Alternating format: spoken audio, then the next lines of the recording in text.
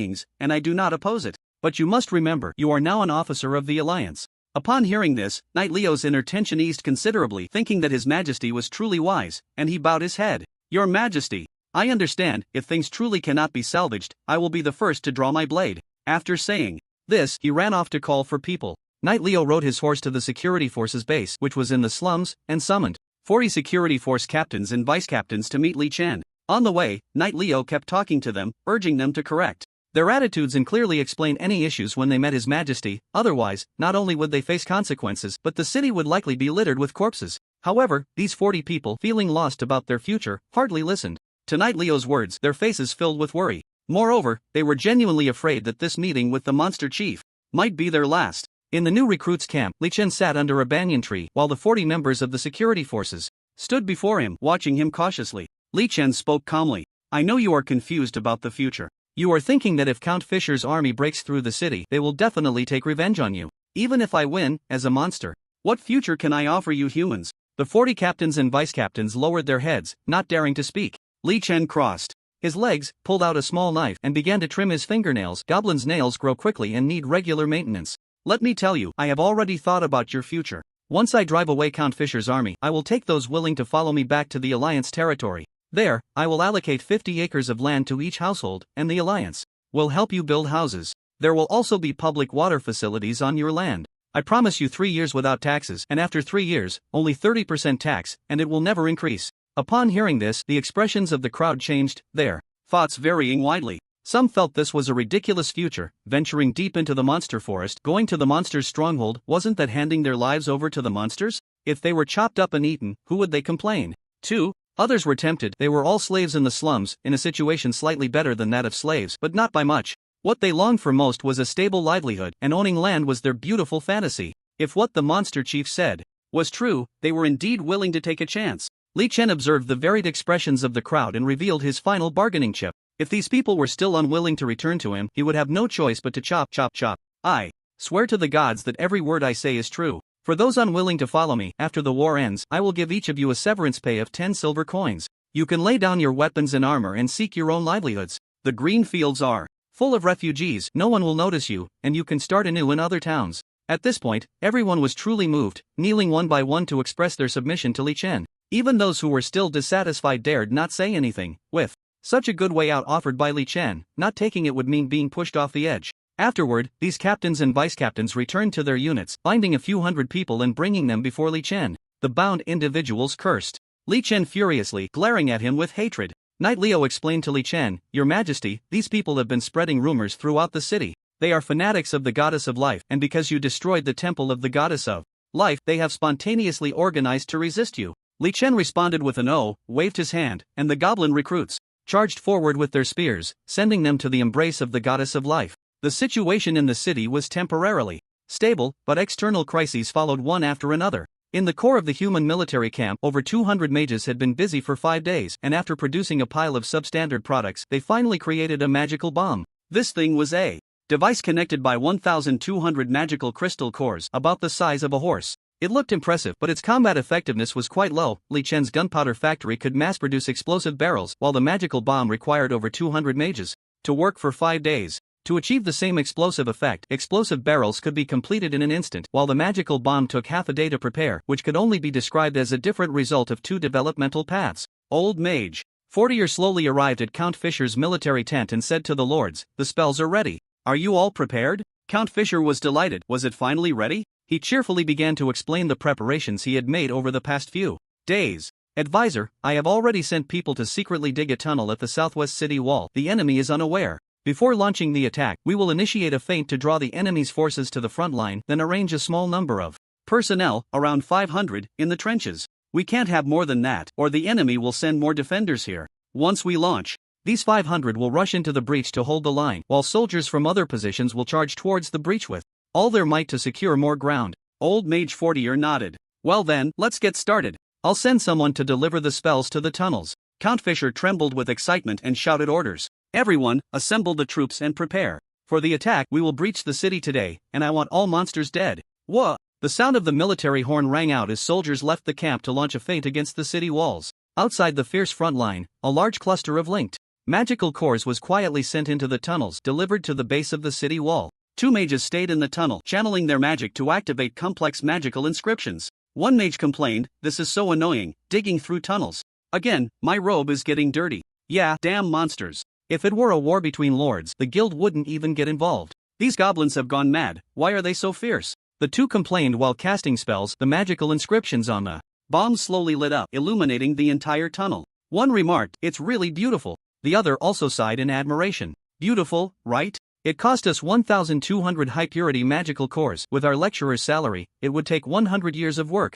They both clicked their tongues in amazement, lamenting how wealthy the guild was to waste so many magical cores like this. The light on the magical bombs grew brighter, the array of magical inscriptions began to operate, and the two stopped channeling their magic and quickly evacuated the tunnel. On the city wall, Li Chen calmly arranged for the soldiers to defend, picking up a firearm himself, calling out the names of the enemies below. Each time he fired, someone fell. This time, the enemy's attack was weak, lacking determination, and they couldn't even get close to the ladders. Li Chen felt that the enemy's morale might have collapsed. The soldiers began to neglect their orders, not daring to act decisively. A smile appeared on his face. If this continued, he thought he could try leading his troops out of the city for a hard fight, perhaps even defeat the enemy and return to the alliance with supplies. However, this thought had barely formed in his mind when he felt the city wall beneath his feet suddenly shake, followed by a powerful wave of magical energy sweeping over him, and then he heard a violent explosion. Li Chen was taken aback, and the other goblins looked equally bewildered, all turning to the southwest, where thick smoke was rising violently, soaring nearly 100 meters into the sky, with large stones crashing down like meteors.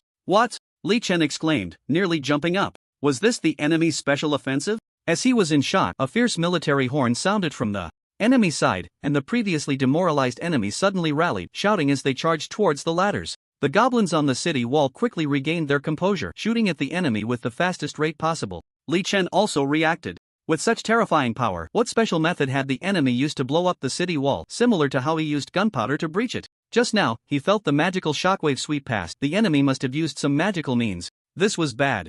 Looking at the explosion's location, it was at least 4 kilometers away. If he led his troops to support, the enemy's main force would surely have already entered the city. The light in Li Chen's eyes flickered rapidly as he glanced back at the city wall, where the enemy was madly charging towards the ladders. There were still 10 ladders left. Li Chen had previously destroyed several, intentionally leaving 10 to lure the enemy up to their deaths. Now that the enemy had a chance to enter the city, the ladders could not be left. If they played around any longer, it would be a disaster. Li Chen took a demolition barrel from the warehouse, lit the fuse, and hurled it fiercely towards the ladder. With the aid of his throwing skills, Li Chen transformed into a heavy artillery piece. The 13-kilogram demolition barrel was accurately propelled onto the ladder. Boom, boom, boom, 10 explosions erupted, 10 ladders were destroyed, and those climbing the ladders were blown to bits. In one wave of explosions, Li Chen killed over 300 people and directly leveled up by 2. With the ladders destroyed, this section of the city wall was no longer a danger, and Li Chen raised his arm in triumph. First, second, third, and fourth companies of the punishment army quickly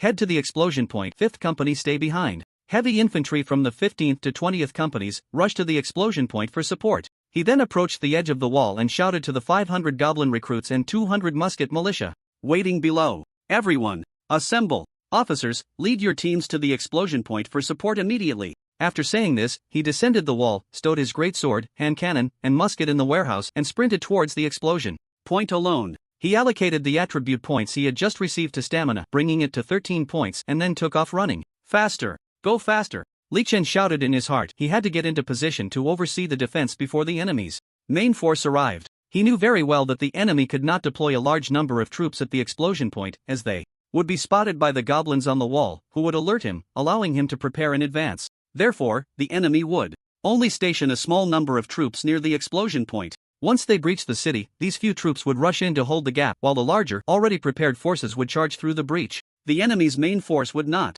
be far, within a kilometer, and under prepared conditions, they would charge as soon as the wall was breached, storming in within 3 to 4 minutes. "Hurry! Must go faster," Li Chen told himself, though he had already recouped his losses. He had sent back so many troops earlier, along with the magical tide observation device and a large number of books to the Alliance. Even if he lost, he wouldn't be at a loss. But he didn't want to lose. If he lost this time, the Alliance would need at least 10 years to reach its current level, so he couldn't afford to lose. Li Chen ran faster and faster, watching the smoke at the explosion point, his figure like a cheetah, each stride over 3 meters. The heavy armor on him made creaking sounds, and passers-by only felt a flash of gold and silver rush past them, followed by a gust of wind. Li Chen began to feel short of breath, but his pace did not slow. He pushed his lungs to the limit, and ultimately, he ran 4 kilometers in 7 minutes, reaching the explosion point at an unimaginable speed. Unfortunately, he was still too late. The enemy was already prepared, and a breach over 10 meters wide had been blown in the wall, with heavy infantry pouring through. But there was still room for maneuver. The 500 Goblin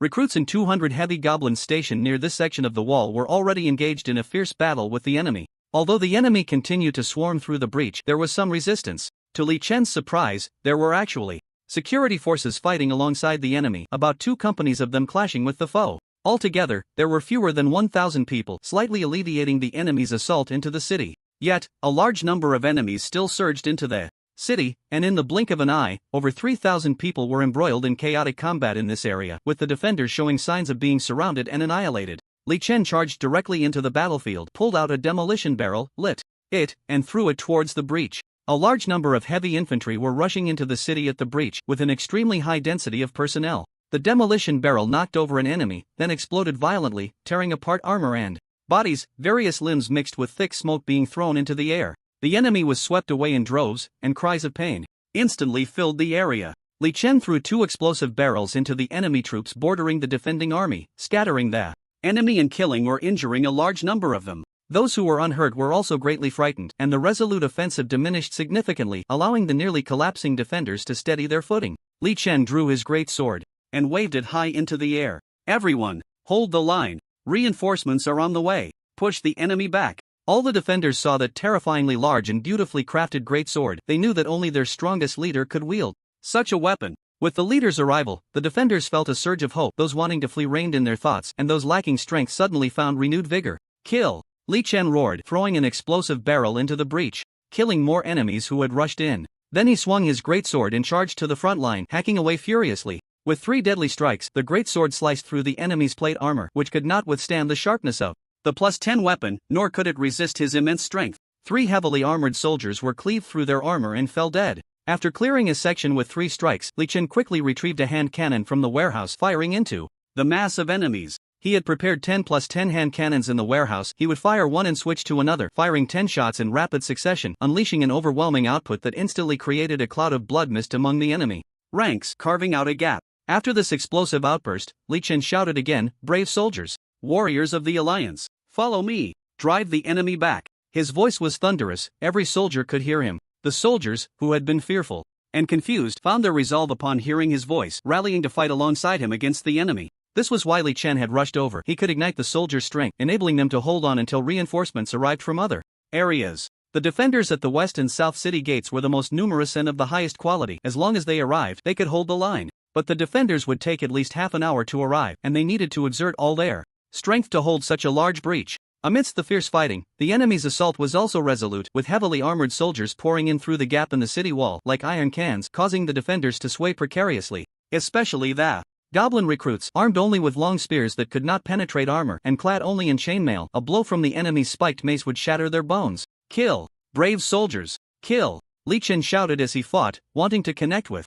everyone's hearts through his voice, urging them to hold on. He knew that if he stopped shouting, the soldiers might not be able to endure any longer. While shouting, he also threw explosive barrels, creating bursts of black flowers among the enemy ranks. But it seemed the enemy had wagered everything, ignoring casualties as they charged towards the breach in the city wall. The number of enemies rushing in through the gap grew rapidly. In less than 10 minutes, about 3,000 enemies had surged through, surrounding the defenders. If they could eliminate these goblin defenders, they would be able to enter Baroya and unleash slaughter upon the monsters in other regions. Li Chen was drenched in sweat. He had thrown over 10 explosive barrels and killed nearly 100 enemies, but reinforcements from other areas had yet to arrive, and it was clear they were about to be overwhelmed. Li Chen's heart hardened. Had they come to break the city in victory only to be defeated by it now? Just then, he heard a furious roar, followed by a tremor in the ground, as if some colossal creature was approaching. He took a moment to glance back and was filled with joy. Dang dang! Ha ha ha ha ha! Love you to death! Indeed, the newcomer was the ogre Dang Dang. He was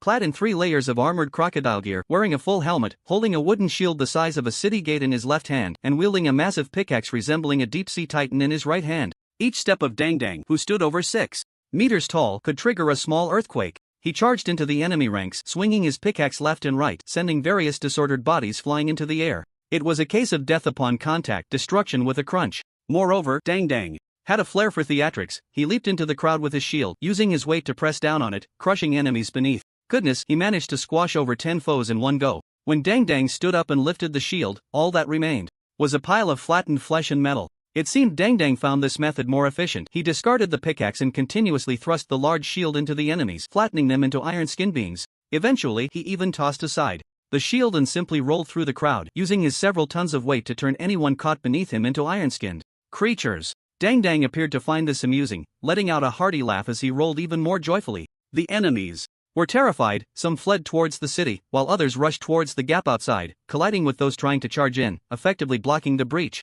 Roar, roar, roar. Dang Dang howled excitedly, grabbing an enemy and using his body as a weapon, wildly battering the crowd and driving them out of the city. In that moment, Li Chen felt that Dang Dang resembled a war god. Dang Dang suddenly burst forth, surprising Li Chen. With his towering stature and armored body, the enemies were utterly unable to shake him, and his presence was intimidating. They were all frightened, crowding at the breach, desperate to escape. Seizing the opportunity, Li Chen threw 3 explosive barrels, scattering the enemy forces gathered together, then led his troops to block the gap. With the ogres joining in, the enemies could no longer enter. The situation improved temporarily, but the enemies were regrouping for another attack. Li Chen panted heavily as he looked at the security forces stuck at the breach and shouted, "Who's in charge? Step forward." 2 company commanders emerged from the security forces. "Your Majesty," they both knelt. Li Chen called out, "You 2 have contributed to saving the city. What reward do you wish for?" The 2 were overjoyed, shouting excitedly, "Your Majesty, we wish to be addressed as my lord." Li Chen responded with a sound of acknowledgement. They wanted to be nobles, after all, which was easy to agree to. "Are you willing to return with me to the Alliance territory?" "We are willing. Your Majesty, we and our brothers are all willing." "Very well, from now on, you 2 are promoted to camp commanders of the security forces, and you may expand your security troops by 10 companies. All your subordinates will be promoted to company commanders. What are your names?" The 2 were ecstatic. They had indeed made the right gamble. Previously, they had been patrolling nearby with 2 companies when they saw the explosion and realized the city had fallen. After hesitating for a few seconds, they decided to come to the rescue, risking it all for the future Li Chen promised. They had made the right choice. From now on, they would be honored with the title of my lord. "Your Majesty." The 2 knelt and bowed. "I am Kashi." "I am Keki." Li Chen asked, "Are you 2 brothers?" They nodded. "Your Majesty, I, Keshi, am the elder brother, and Keki is my younger brother." Li Chen opened the mounted combat warehouse and directly tossed out 7 or 8 full sets of armor. "Find a suitable set to wear. I will remember your names. Once we return to the Alliance territory, you 2 and your subordinates will receive further rewards." Then, Li Chen shouted to the goblins, "Company commanders, step forward." 10 goblin company commanders emerged from the ranks. "You 10 have contributed. All of you are promoted to camp commanders. Take good care of your troops, and when we return, I will replenish your forces." The goblins were equally ecstatic, cheering for their leaders. Brilliance. Upon returning, they would definitely expand their ranks. There were no shortages of positions, so it was better to reward the meritorious in advance to boost morale. This wave of actions indeed raised morale. The goblins became restless, no longer fearing the enemies, as if they could see their own military achievements. Not long after the enemies fled through the gap, they organized another wave of defense. Count Fisher personally arrived at the front lines, his roar echoing in the ears of the soldiers. "Charge in! Charge in! We must charge in decisively. This is our last chance. Everyone, just get in there. 50 silver coins for each of you." 50 silver coins, a price that could change a person's fate. The soldiers rallied once more, shouting as they rushed toward the breach. Count Fisher was truly at his wits' end. Damn it. They had just charged into the breach, only to be driven back out again. Those damned goblins. Those damned goblins. How could these lowly monsters be so hard to kill? He was now betting everything. If they couldn't break through this time, he would lose the ability to besiege, and more importantly, the soldiers' morale would shatter. Continuous setbacks had made the soldiers accustomed to failure. If they failed again, it would seal their fate. They could not lose. Absolutely could not lose. Count Fisher brought all the noble lords to the front lines, urging them to loudly assure the soldiers of various benefits, and the soldiers listened to them, beginning to charge in with their lives on the line. At this moment, Li Chen had gained control of the breach, especially with the ogre Dang Dang standing boldly at the gap, while other positions were filled with heavily armored goblins, and goblin recruits were bracing their spears behind them. Human soldiers shouted as they charged forward, the 2 armies clashing together, beginning to shove against each other. The human soldiers realized this was their last chance. One by one they began to push forward, recklessly, risking their lives. The goblins, after all, were outnumbered and were slowly being pushed back. Even Dang Dang was being forced back by dozens of spears. Li Chen continuously threw explosive barrels. Each explosion caused the enemy to pause for a few seconds, but immediately after, they would step over their fallen comrades and continue to push forward, never pausing for a moment.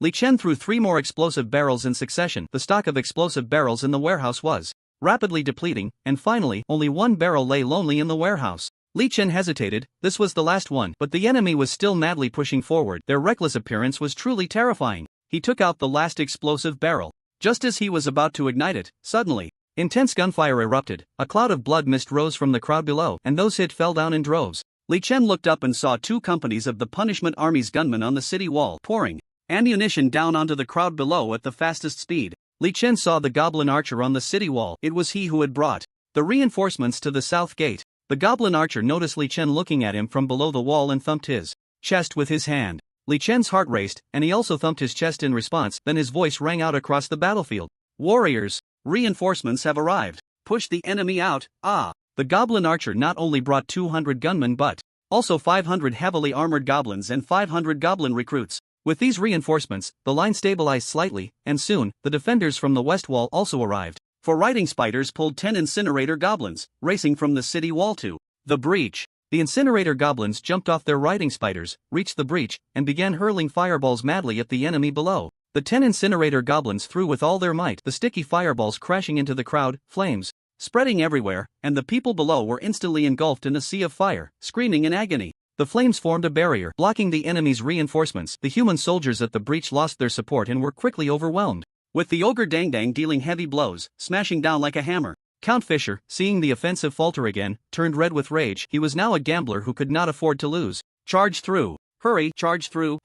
No stopping! Everyone, charge through! 100! I'll offer 100 silver coins! He pushed his soldiers frantically, trying to urge them to charge forward, but with the fire raging ahead and the horrific sight of those burned alive, who would dare to advance? This guy was also blinded by rage, drawing his sword from his waist and starting to slash at the soldiers around him, but they were all armored, and he couldn't kill them. The commotion from Count Fisher attracted Gabo, who was commanding the gun-wielding goblins from the city wall. Gabo took one look and thought, wow, such splendid armor and a light green cloak, what a show-off, he must be the human leader. Gabo set up his large firearm and aimed at the opponent.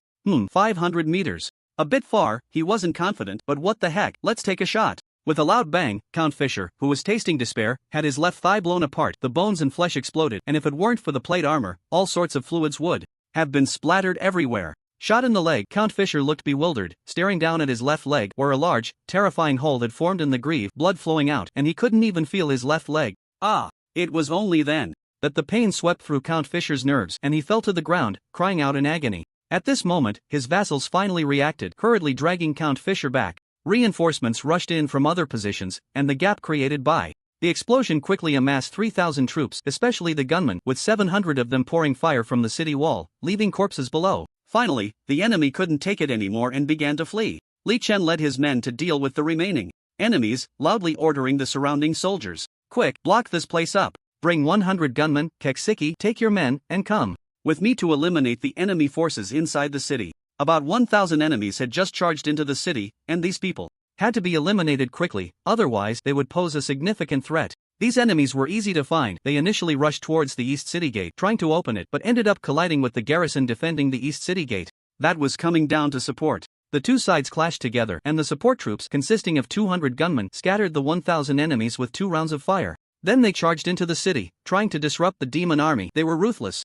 even setting fire to the city. However, after Li Chen took over Baroya, strict controls were implemented within the city, and all flammable materials were gathered together. Moreover, the troops entering the city didn't bring any oil, so the efficiency of the arson was very low. But it still caught fire, and Li Chen led his men to chase after the smoke. The enemies were now like startled birds. They were already in the enemy's territory, panicking, and when Li Chen's men attacked, they scattered even more. Li Chen chased down a few larger groups of remaining soldiers, killing them completely before stopping the pursuit. He called Keksiki over and issued orders. The main force of the enemy that entered the city has been scattered, only a small group remains. You two immediately gather the other security forces and lead them to search the entire city, killing all the enemies that entered. There was a hint of resentment in Li Chen's tone. Throughout the siege, the security forces had only Keksiki present, while the others seemed to be asleep, not showing up even after the battle was over, with only Knight Leo bringing 4 companies. But Knight Leo's defense area was in the north of the city, the farthest security force, and while the farthest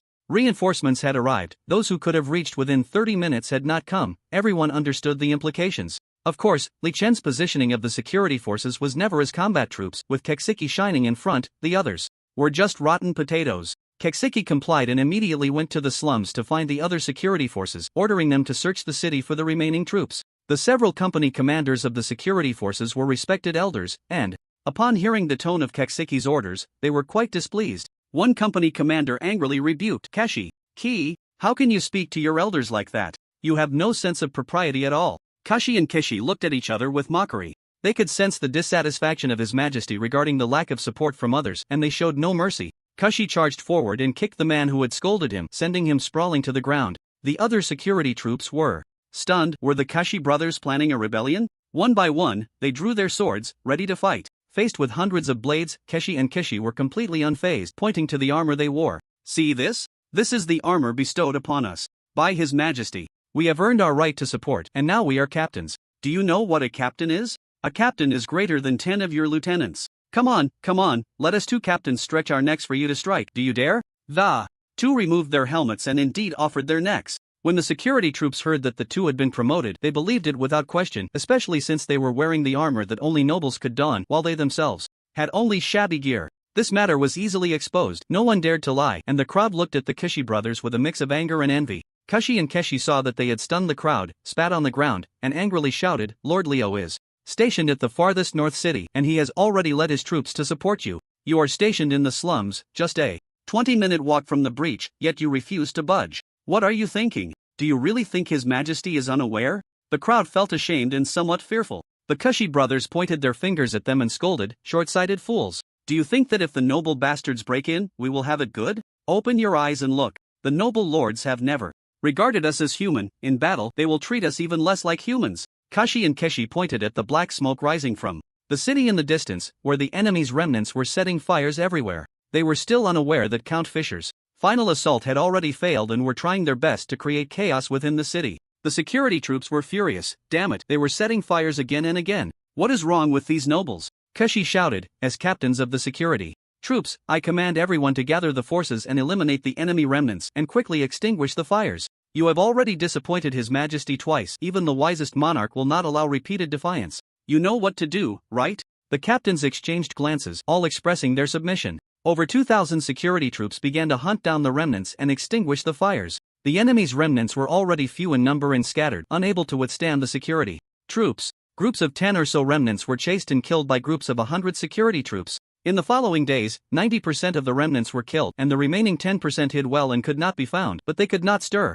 up any trouble. Keshi and Kishi took the opportunity to establish themselves, rapidly expanding their forces by 2,000 and reporting the completion of the expansion to Li Chen. Li Chen approved 500 sets of armor and several high-quality leather armors. Then organized the security troops into 25 companies, 4 companies led by Knight Leo, 1 company by Miss Hannah, who could not lead troops, her capacity limited to 1 company, and 20 companies by Kishi and Kishi. Afterward, Li Chen conducted a reorganization, allowing Knight Leo to expand by 10 companies, combining with Kishi and Kishi's 20 companies to form a security regiment of 30 companies, with Knight Leo as the commander and a level 5 Goblin as the deputy commander. Miss Hannah, due to her inability to lead troops, had her command revoked. He tasked Miss Hannah with gathering all the barefoot doctors in the city with some medical experience to form a medical company. As for the remaining 14 security companies that had not come to support, Li Chen ordered the confiscation of their weapons and armor, reorganizing them into a firefighting company. Later, the military pay for the firefighting company was halved, then the organization was halved again, and eventually, the firefighting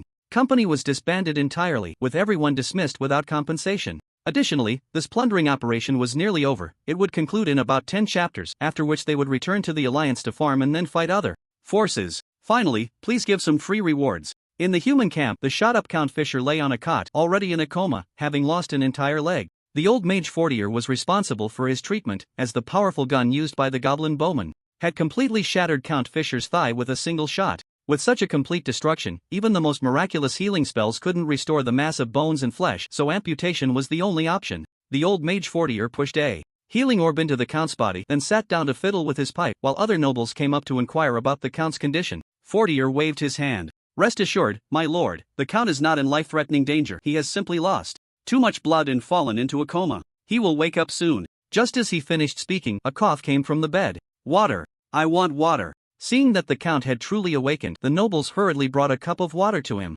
After the old fellow drank, he regained some strength. He tried to sit up but was held down by everyone. "My lord, you are injured, you should lie down for a while longer." Count Fisher was taken aback. "Injured? What injury?" The others didn't know how to respond. And Count Fisher began to check his body, then saw that the blanket covering him had a depression where his left leg should be. His face turned pale instantly as he struggled to lift the blanket, revealing that his left leg had completely vanished from the thigh down. "Ah!" Count Fisher let out a terrible scream and fainted again. The crowd was thrown into chaos, the military tent in disarray. After about an hour, Count Fisher finally woke from his dizziness, his face ashen, devoid of any color. The other nobles were also very upset, mourning for themselves. Everyone had accepted the reality that they had lost, unable to take Beroya, and all their earlier investments had gone to waste. Count Fisher wallowed in despair for a while before slowly speaking. "The city has fallen?" A silence fell among the nobles, and Count Fisher felt even more hopeless. They really hadn't broken through. He knew he was finished, having squandered the wealth and prestige accumulated by his family over 5 generations, causing his family to fall from a first-rate family in the kingdom to a second or even third-rate one. He had become the sinner of his family. How would he face his ancestors after death? Seeing him in such a state of despair, the others hurried to comfort him. Although they spoke words of consolation, in their hearts they were already planning to retreat, their words filled with defeatist sentiments about starting over and returning to regroup. Hearing these words only pierced Count Fisher's heart further, but the blows from fate were not yet over. A pale-faced young noble pushed open the tent, and everyone looked at him, unsure why he was being so reckless. Count Fisher, seeing the young man's face even paler than his own, weakly said, "Is there more bad news? Go on, how much worse can it get?" He wondered just how much worse it could possibly be. The young noble, hearing this, slowly began to speak. "My lord, the enemy has sent 100 cavalry westward, breaking through many of our castles and farms, killing both soldiers and nobles. Now these 100 riders have reached New Asia, rampaging through the city, killing and setting fires. The latest news is that 1/10 of New Asia's urban area has been burned down, with a large number of refugees fleeing the towns, the tax system collapsing, and the enemy still wreaking havoc in the city, causing even greater destruction." With a bang, this news exploded like a bomb in the minds of the nobles. They thought of their loved ones left at home, who might have already met with disaster, and with a scream, they rushed out of the military camp to gather their troops, leaving without a word. Count Fisher, once again, fainted dramatically, and the entire camp erupted into chaos. In the corner, the old mage courtier shook his head, thinking that this group of nobles was truly useless. With an army of 70,000 against less than 10,000 of the enemy, they still failed to capture Beroya and ended up in such a miserable state. It seemed that the mission to retrieve the magical tide observation device could not be completed, but since he had finally come out, there had to be some gains. He recalled the special weapons used by the demon army. It was time to collect some samples for thorough research. He stood up, disregarding the other nobles, and walked directly to the camp where the mages were stationed, gathering all the mages together. "Everyone, the mission to retrieve the magical tide observation device is abandoned. Pack your things, we are preparing to go to New Asia." Upon hearing that the mission had failed, the crowd felt no sense of loss. Instead, excitement lit up their faces. Finally, this damned mission was finally over. How could noble mages stay with a bunch of stinking soldiers? It was utterly uncouth, not scholarly at all. They all rushed to pack their belongings, but a few mages stayed behind to ask, "Professor, why are we going to New Asia? There are no guild facilities there. Shouldn't we return directly to the guild?" Old Mage Fortier explained, "I just received news that a small number of cavalry from the demon army are rampaging in New Asia. I am very interested in the special weapons they are using and need to find some samples for research. It would be best to capture a few goblins and inquire about the situation within the demon army." The mood of the crowd instantly soured. TMD, they couldn't go back yet and had to fight the demon army. The enemy's weapons were too powerful. Even as mages, they felt a bit afraid. The so-called wise do not stand beneath walls that may collapse. They didn't want to spend even a minute on the battlefield. But who let old Mage Fortier be the leader? They had no choice but to obey orders. Half an hour later, 200 mages finished packing their things, boarded 200 carts, and hurriedly set off for New Asia. Each of them had a cart, which contained nearly 100 sets of various clothing, some books, magical materials, food, and bathtubs. To ensure a comfortable journey, each mage was also accompanied by 3 to 5 servants, who were responsible for driving the carts, preparing food, washing clothes, and heating bathwater, making sure the mages were well taken care of. Once the mages left, the nobles, who had been somewhat hesitant, lost their reservations and also took their troops away. They were eager to return and see if their families were still there. The troops gradually retreated, and Count Fisher's army grew weaker by the day. They had come with over 70,000 men, but more than 10,000 had been killed by the demon army, leaving only 25,000 after 5 days of retreat. This 25,000-man army was Count Fisher's private force. They did not retreat because Count Fisher had been in a coma. They feared that if they withdrew, the Count might die from the jolting on the road. Moreover, Count Fisher's retainers discovered that they could not retreat. The 25,000 men posed a limited threat to the demon army inside the city, and the demon army began to grow increasingly restless, sending people to closely monitor their situation, showing signs of a strong attack from outside the city. Experienced commanders knew that the demon lord had set his sights on their 25,000 men, wanting to devour them all. This was not impossible, as long as they dared to move and retreat. The demon army would press forward, and the retreat could easily turn into a rout. Because now the soldiers were eager to flee, only thinking about escaping. No one was willing to stay behind to resist the enemy, and no one wanted to sacrifice their life to block the demon army for others to live. If everyone was unwilling to resist the demon army, then they would all die. As long as they held the trenches, they could still pose a certain threat to the demon army, but if they retreated, they would be doomed. Now, they didn't even dare to think about retreating. Count Fisher's retainers truly hated the other nobles. Those sons of bitches had run away cleanly. Logically, if everyone covered each other's retreat, they could all withdraw safely. But these forced recruits only wanted to hurry back to the city, completely ignoring them, which led to a situation where any movement would mean death. This also made the vassals realize that the tide had turned. Count Fisher's great ship was truly sinking. With Count Fisher still unconscious, the vassals were at a loss, unable to think of food or tea, wondering what to do next. However, heaven does not completely cut off a person's path. Unexpectedly, help found its way to them. Vivian was a choir saint of the Goddess of Life Church, 24 years old, tall and exceptionally beautiful. She had long been blessed by the divine, appointed by the high priest as the choir saint, possessing a high level of magical power, and led 100 choir maidens. The so-called choir was a group of beautiful young girls serving as a promotional organization, the external face of the Goddess of Life Church, and a special armed force specifically targeting monsters. The combatability of the choir maidens was not strong. They could not cast destructive spells like mages, but they underwent special training for years, allowing them to operate a certain special spell together, achieving a complete eradication of monsters in a given area.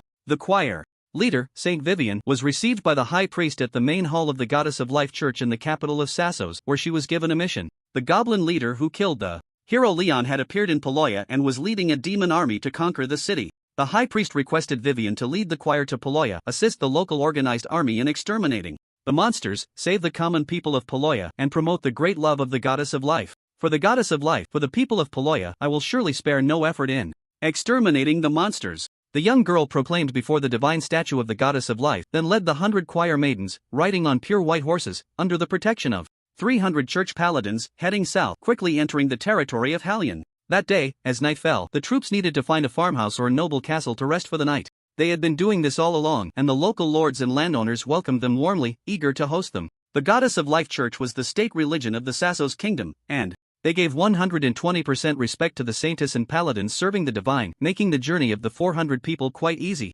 However, upon entering Poloya, this easy journey was replaced by a heavy atmosphere as they saw countless refugees on the road. The refugees, dragging their families along, struggled to move forward, and this scene made Saint Vivian furrow her brows tightly, her small fists clenched in anger. She believed that these people's displacement was due to the invasion of the demon army. As long as the demon army was eliminated, everyone could return to their homes, and the light of the Goddess of Life would once again shine upon all beings. The leader of this troop was a handsome young knight who rode his horse beside Vivian and respectfully said, "My lady saint, there is a castle 2 miles ahead where we can rest for the night and continue our journey tomorrow." Vivian had been watching the refugees, her eyes filled with compassion. Seeing this, the knight leader gently advised, "My lady saint, you have traveled all day and need to rest well. Only if you rest properly can we reach Poloya quickly, eliminate the demon army there, and bring peace to the people." Vivian nodded lightly. "Alright, Knight Thor, let's go." Knight Thor cast a loving glance at Vivian and rode ahead to lead the way. He felt he could hardly suppress his feelings for the Lady Saint any longer.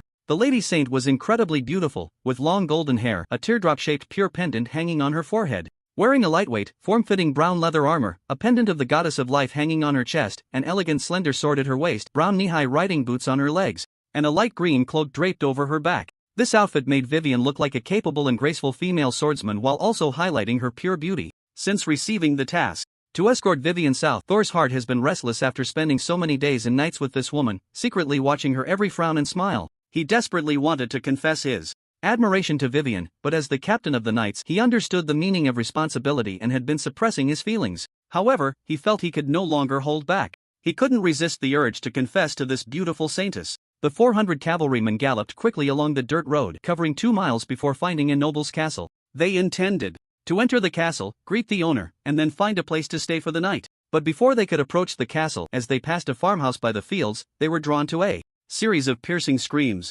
Vivian furrowed her brows slightly, tugged on the reins, and headed toward the farmhouse. Captain Thor, let's first see what's happening at the farmhouse and why someone is screaming in such pain. Captain Thor responded affirmatively and led the way as the cavalry entered the farmhouse. When the remaining women caught sight of what was happening inside, their beautiful faces were filled with shock. They saw noble soldiers binding dozens of serfs to wooden stakes, mercilessly whipping them, leaving horrifying lash marks crisscrossing their bodies. The serfs screamed in agony, but they were tightly bound to the stakes, unable to evade the lashes, suffering immensely. Many serfs had already succumbed and lay motionless, clearly dead. Vivian was furious. As a pure and kind saintess, she walked among people to spread the life goddess's compassion. How could she stand by and watch such suffering? She shouted angrily, "Stop it!" The soldier wielding the whip was halted, and the lord who led the abuse opened his mouth to curse, but upon seeing who had arrived, he immediately shut up and quickly knelt before Vivian's horse, exclaiming, "Oh, life goddess above, how fortunate I am to see the messenger of the divine in this remote place." The 4 human kingdoms have strict hierarchies, each with its own national colors. The color of the Sassos kingdom is green, and not everyone can wear green garments. The 400 male and female cavalrymen before her were all clad in light green cloaks, their armor adorned with wings and pure teardrop symbols, representing the influence of the Sassos national religion, the Church of the Life Goddess. The noble knelt quickly, his eyes filled with devotion, his attitude very proper. Vivian could not scold him, she could only frown and inquire, "My lord, messenger of the divine, I am the devout believer Lauren, lord of Hillcrow Castle. My lord Lauren, why are you tormenting these poor souls?" Vivian pointed her whip at the serfs bound to the stakes. Lauren turned to glance at the serfs, his face filled with disgust. "Messenger of the divine, they are all slaves who dare to encroach upon my land. I am merely administering necessary punishment." Vivian frowned and urged, "Though they are slaves, the life goddess above bestows her grace equally upon all. She does not wish to see suffering, so cease the sin at once." Lauren did not argue, instead, he looked deeply moved. "Messenger of the divine, your compassion has taught me." He waved his hand, and the soldiers immediately released the serfs.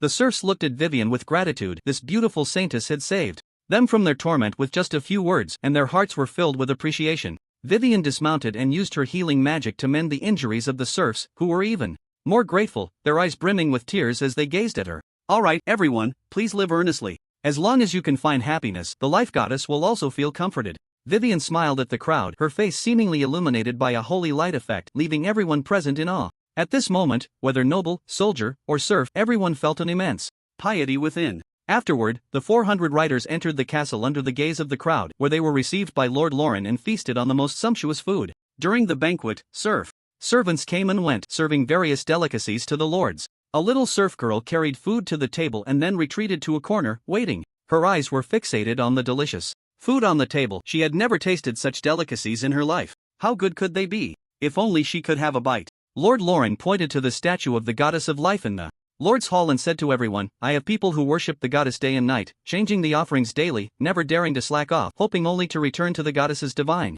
realm after death." Vivian looked at the statue, where a large amount of food offerings was displayed, and it was quite lavish, even excessively so. Vivian stood up, approached the statue, tore off a bird leg from the offerings, and then handed it to the little girl in the corner who was drooling. The little serf girl was stunned. Vivian smiled at her, took her small hand, and placed the bird leg into her palm. "Eat, child, this is food from the goddess for you." The little serf girl's saliva flowed even faster. She glanced at Lord Lauren, who nodded, and the girl immediately began to feast. "Yum! So delicious, so very delicious." A look of satisfaction appeared on Vivian's face as she turned to Lord Lauren. "Lord Lauren, the goddess has received her respect from her, but the food should go into the bellies of the people, bringing them happiness, don't you think, Lord Lauren?" Lord Lauren's eyes instantly welled up. What a beautiful and kind saintess she was. He waved his hand to the steward. "Distribute the offerings to the serfs from now on. Do it this way after every tribute." The steward immediately began to distribute the offerings from under the statue of the goddess of life to the serfs. Vivian was very pleased, and at that moment, the little serf girl tugged at her cloak.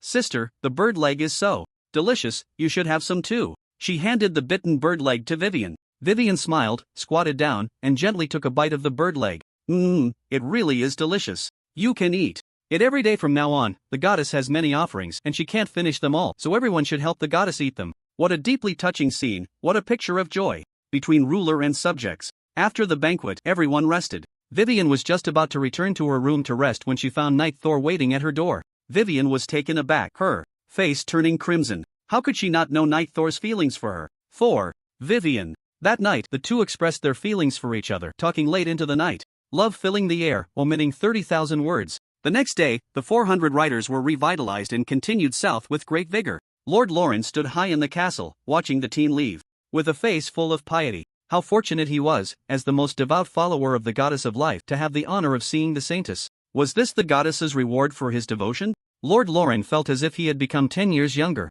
In a good mood, he slowly walked into the hall, and suddenly he saw a small figure drooling at the offerings under the goddess's statue. It was the little serf girl. Lord Lauren was furious. He quickly ran over and kicked her, causing the little serf girl to scream as she flew out and crashed against the wall, motionless. Lord Lauren's face twisted, completely devoid of the piety he had shown when meeting Saintess Vivian. Vile serf! How dare you gaze upon the goddess's offerings? If you dare to taint the goddess's offerings with your filthy paws, I will chop off your hands. The steward, attracted by the commotion, came over, and Lord Lauren shouted at him, immediately bind the serfs who made mistakes yesterday and continue the punishment. Damn slaves, how dare they spy on my land? Vivian's troops took several days to arrive, and upon reaching Beroya, they were shocked to find that Count Fisher's 70,000-strong army had actually been defeated. Vivian was received by Count Fisher's household retainer, who explained in detail what had happened during this time and took her to see the still unconscious Count Fisher. Seeing that the commander of the entire army had lost a leg, Vivian's expression turned grave, and she steeled herself against the magical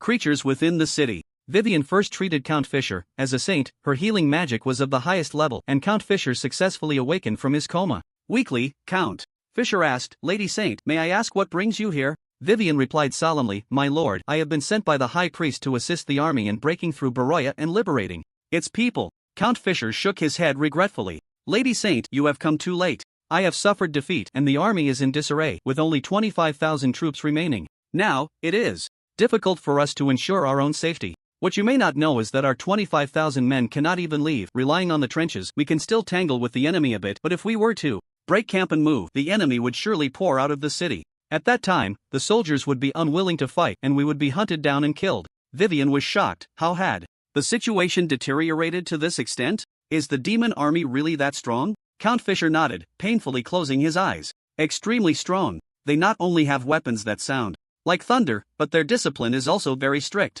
My subordinates told me that those who escaped from the city saw several goblins leaving the camp to have fun, and the demon leader personally captured people, killing all the goblins involved along with that group of over 100. Vivian's face was filled with shock, while Thor beside her had his eyelids twitching. Their paladin order had strict discipline, but at most, a mistake would result in individual punishment, and death was the worst outcome. However, the demon army was even more ruthless, executing entire groups. What kind of terrifying military law could produce such a disciplined army? It was unimaginable. Vivian remained silent for a while, then stood up and looked towards the walls of Beroya. "For the sake of the people of Beroya, even if the demon army is strong, we must resolutely eliminate them." She turned back to look at Count Fisher on the bed. "My lord, as the saint appointed by the high priest, I cannot stand by and watch the people of the city suffer at the hands of the monsters. My lord, please lend me your strength." Count Fisher smiled bitterly and shook his head. "Lady Saint, the morale of my soldiers has already collapsed. I can no longer organize an attack, and I fear I cannot help you."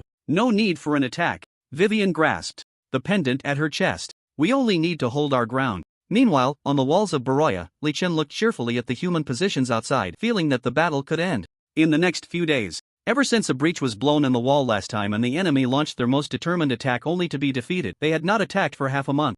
Moreover, the enemy's forces seemed to have scattered, with troops leaving the positions daily, and the family banners flying over the positions were dwindling. Now, there were only over 20,000 enemy troops left. These 20,000 relied on the trenches that had been dug in advance, still managing to hold the 4 city gates, with over 10,000 main forces stationed at the west gate, where the main camp was also located. Li Chen could see that after many days of failure, the enemy's morale was gone, and their collapse was imminent. Li Chen wanted to eliminate the enemy, at least their main forces, but he was not in a hurry. He knew very well that it was the enemy who should be anxious now. The enemy was currently relying on the trenches, and if he let his troops out, the casualties would likely be significant, and in fact, the soldiers he could send out for battle were limited. 1,200 disciplinary troops, 2,500 heavy infantry, these are the elite, the forces he can confidently take out to launch an attack. The other goblin recruits are fine for defending the city, but taking them out would be quite a challenge. With such a small force, to achieve the highest results at the lowest cost, they must pursue the enemy during their retreat. The shift from retreat to rout is sometimes just a matter of mindset.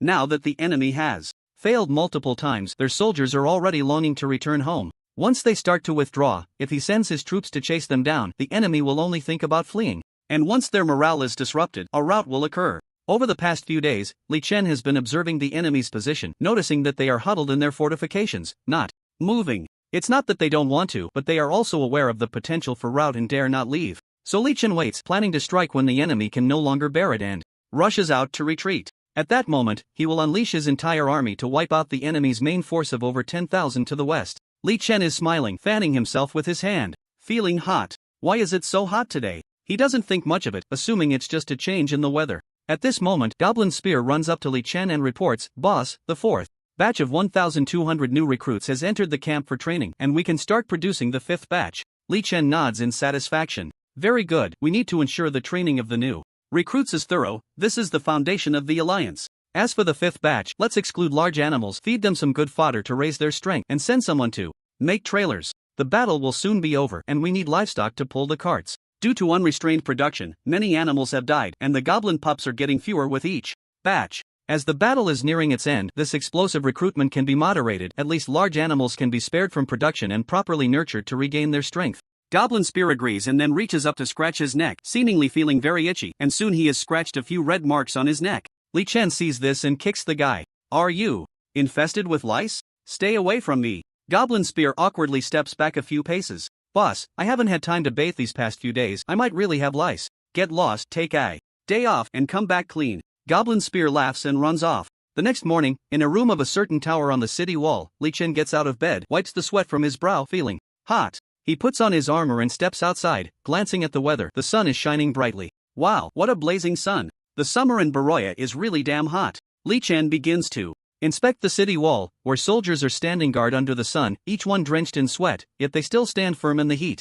Li Chen nods to himself, with no officers around to inspect. The soldiers still stand straight. Military discipline has taken root in their hearts, and this unit has been forged. Li Chen decides to disperse half of the disciplinary troops from the 10th Company to serve as commanders of various units, then reorganize the 10th Company of the disciplinary troops into a guard company, treating it as a merit unit. The merit unit will be equipped with the most advanced weapons and receive the most advanced training. Additionally, he plans to turn the guard company into an officer training camp from which all future officers of other units will be drawn. As Li Chen walks and thinks, he encounters a company commander, who immediately stands up and salutes. Li Chen orders the company commander, "Relay my orders to withdraw the sentries under the sun and tell the soldiers to drink more water due to the heat." The company commander agrees, and Li Chen continues his inspection, but a training camp commander approaches him. "Boss, many new recruits have fainted from standing at attention in the sun these past few days, and one even died today. Should we change the training regimen?" Li Chen quickly heads to the training camp, where the training has already stopped.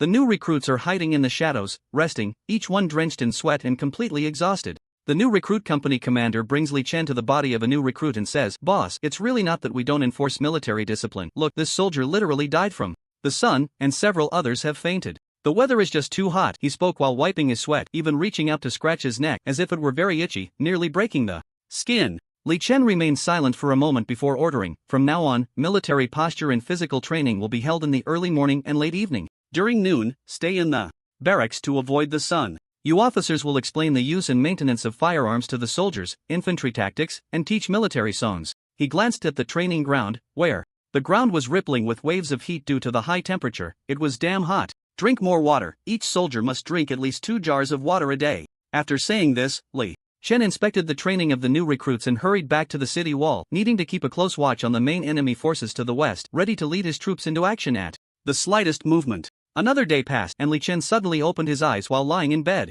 Damn! Why is it so hot? He jumped out of bed, drenched in sweat, the bed soaked as if someone had poured water on it. Something's wrong. It's too damn hot. Li Chen wiped his sweat a few times, breathing heavily. He felt the air entering his lungs was scorching. He quickly pushed the door open to find water, but as soon as he opened the door, he saw the soldier on duty at the entrance throwing down his firearm, frantically scratching his neck, even unbuckling his armor, scratching like mad. The soldier nearly jumped out of his skin when he saw Li Chen suddenly appear, hurriedly picking up his firearm and standing at attention, but his body couldn't help but tremble, his eyelids twitching as if he were enduring something. Li Chen's gaze fell on the soldier's neck, which was scratched raw and bleeding. "Are you very itchy?" Li Chen asked, puzzled. The soldier's eyes were filled with pain. "Boss, I'm so itchy, and it's so hot." Li Chen's heart sank. He was 100% sure something was wrong. But what was it? "Soldier, adjust your position." The soldier sighed in relief, put down his firearm, and began scratching furiously, even disregarding Li Chen's presence, stripping off his armor to scratch his body, which was soon covered in bright red scratch marks. Li Chen felt a chill run down his spine. He ran to other positions on the city wall to check on the other soldiers and found that They were all experiencing severe itching and intense heat, with only a few company commanders managing to hold it together. Seeing the soldiers in such agony made Li Chun feel irritable, and he noticed his own neck was starting to itch, so he reached up to scratch it. Boss! Suddenly, Goblin Spear rushed up the city wall in a frenzy. Boss! It's bad, the new recruits are all bedridden. Li Chen was startled and hurried to the new recruits camp, where over 1,000 new recruits were lying down, each one weak and looking as if they were about to die. What on earth is going on? Li Chen's heart tightened, he felt danger closing in, but he didn't even know what had happened or how to respond. Boss! What should we do? Goblin Spear was even more panicked, scratching his neck from time to time, which was also bloodied from scratching. Don't panic, stay calm. Li Chen could only say this, his own mind was in chaos, but he had to be the anchor and couldn't show it. Boss, it's not good. Just as he was thinking of a solution, Goblin Bao ran over as well.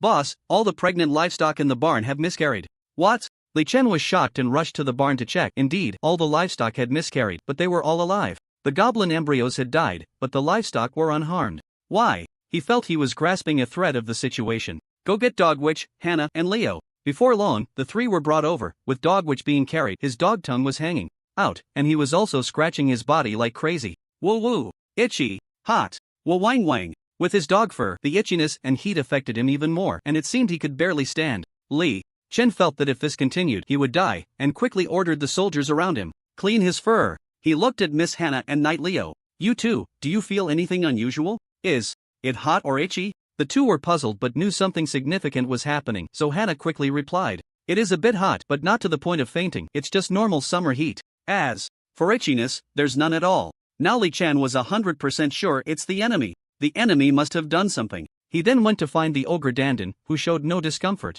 and was eating heartily. He then went to check on the riding spiders, and all four were dead. Li Chen looked at the dead riding spiders, his mind racing. Humans and ogres showed no abnormalities, but goblins, dog-headed people, and riding spiders all exhibited strange symptoms. Why? He thought about the commonality among the goblins, dog-headed people, and riding spiders.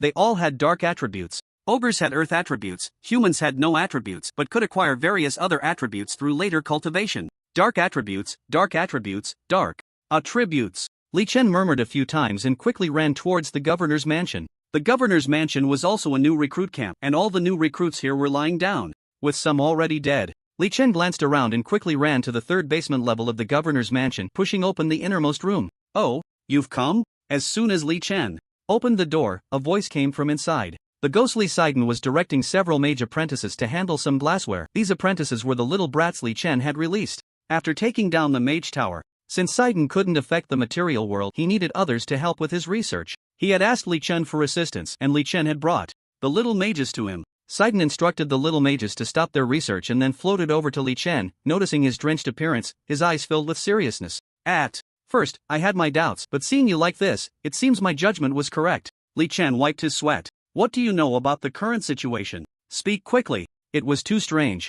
They were 3 levels underground, yet it was still so hot. Sidon circled around Li Chen and stopped in front of him. It's definitely a repulsive magical reaction. Li Chen stared at him, silent. Sidon knew the situation was urgent and spoke faster. To put it simply, there is magical power in every corner of this world: water, earth, air existing simultaneously. Water, fire, wind, earth, light, and dark, they all coexist. Li Chen asked, coexist? Water magic and fire magic can exist at the same time? Sidon nodded. Smart goblin, you've grasped the key point. The concentration of magical power in nature is not high, and these magics can coexist without reacting, unless some artificial means are used to increase the concentration of a certain type of magic in a specific area. This still wouldn't cause a reaction, because if one type of magic's concentration increases in an area, the other magics in that area will be pushed away.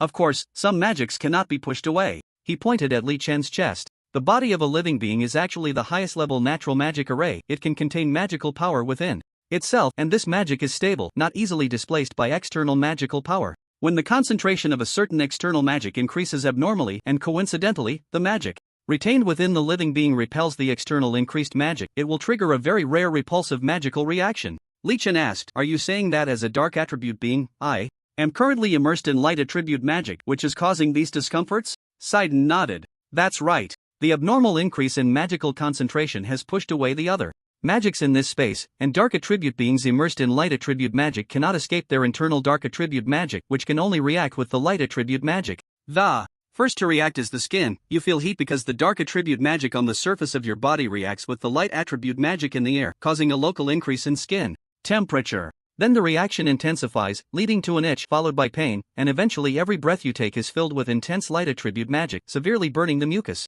membranes of your respiratory tract. You will die from suffocation, and then the dark attribute magic in your corpse will continue to react, cooking your body from the inside out. Li Chen felt a chill run down his spine. This method of attack employed by the enemy was nothing short of indiscriminate slaughter of dark attribute beings. What is the enemy? He hoped to find a solution from Zihayten.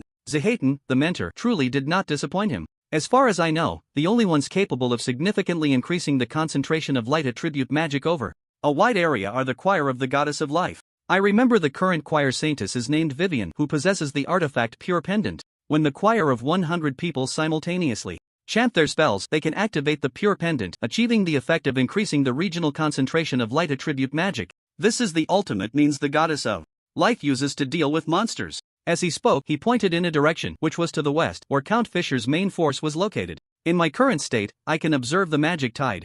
I see a dense light attribute magic tide gathering in that area. From my perspective, there is a bright magic tide there, as radiant as the sun. The saintess and the choir should be right. At that position, Li Chen squinted his eyes. Damn it, the enemy really was full of surprises, with all sorts of strange methods coming one after another. He was just about to pop the champagne. And now here comes a large-scale weapon of mass destruction. What a mess. Li Chen wiped the sweat from his forehead, looking at Zihayten's ethereal figure, thinking to himself that this guy was indeed knowledgeable. If it weren't for him, he wouldn't even know what was happening.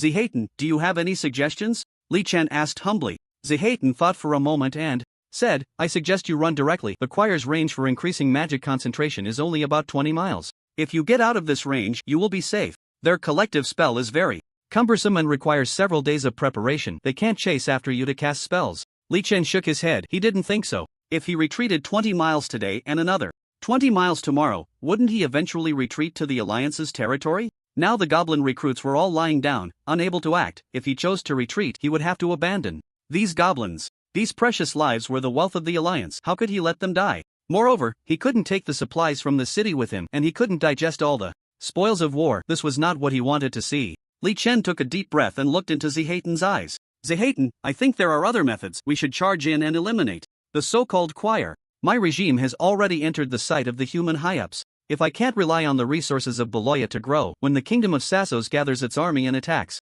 the monster forest based on its size, I won't be able to stop them, so I can't retreat. And that so-called choir must be a very important organization. If we kill them, the goddess of life will surely feel the loss. He grinned, filled with malice. The conflict between the goddess of life and the goblin race was irreconcilable, and opportunities to eliminate such an important unit were rare. Zihayten looked at Li Chen with some hope. Are you really a goblin? In the face of such danger, your first thought is not to run away, but to solve it once and for all. TSK. TSK, I really can't understand you. Li Chen ignored the guy's exclamation. Having obtained the information he wanted, he planned to go out and mobilize troops. Zihayten shouted behind him, have your soldiers smear mud on themselves. The earth magic in the water and mud can slightly resist light magic, but only for a while. You must deal with the choir quickly, or the concentration of light magic will continue to rise, and even the earth magic in the soil and water will be pushed away. Li Chen paused for a moment and nodded. Once on the surface, he ordered all the able goblins to cover themselves in mud, providing protection for the immobile goblins.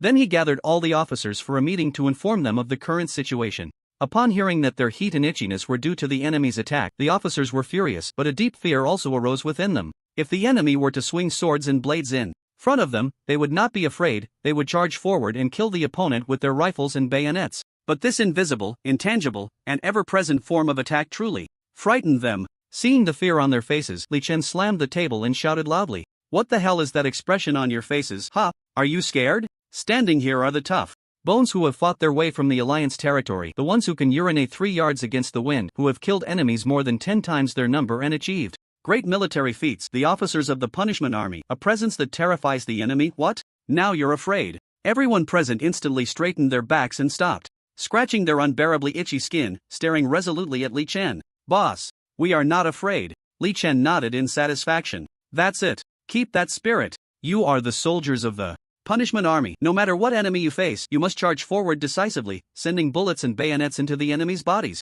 The punishment army is invincible. Li Chen shouted.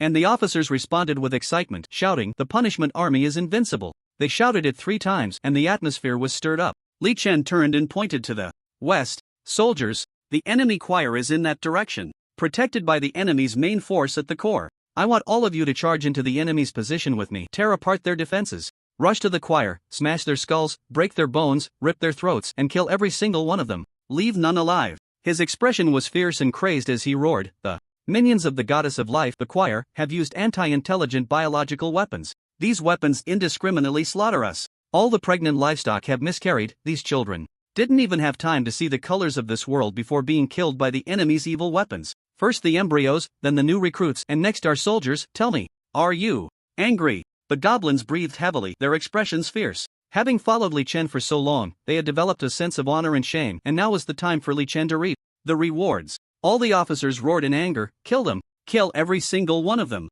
Li Chen drew his great sword and shouted to everyone, all of you, draw your blades. The officers all drew their swords, some of which were the precious swords gifted by Li Chen, gleaming with gold. Unbeknownst to them, many in the punishment army had earned these swords through their achievements. Li Chen raised his great sword into the air, and while everyone was somewhat confused, Goblin Bao quickly placed his precious sword on top of Li Chen's sword. Others quickly followed suit, placing their swords together, and all the blades clashed against each other. Li Chen's gaze was firm as he looked around, making eye contact with everyone. Together, we are as strong as 1,000 pounds, and with our armor and sharp weapons, we will sweep away all obstacles. Even if the enemy is a god, we will demand respect and rewards. From today, in the presence of all of you, I declare that the 10th Company of the Punishment Army is upgraded to the 10th Company of the Imperial Guard. You are all glorious officers of the Imperial Guard 10th Company. The officer of the Imperial Guard's 10th Legion gave the order, gather the troops and prepare for arms. Tonight the entire army will strike, killing all enemies. As night fell, in the northern city of Baroya, 1,500 human soldiers, all part of the security forces, assembled.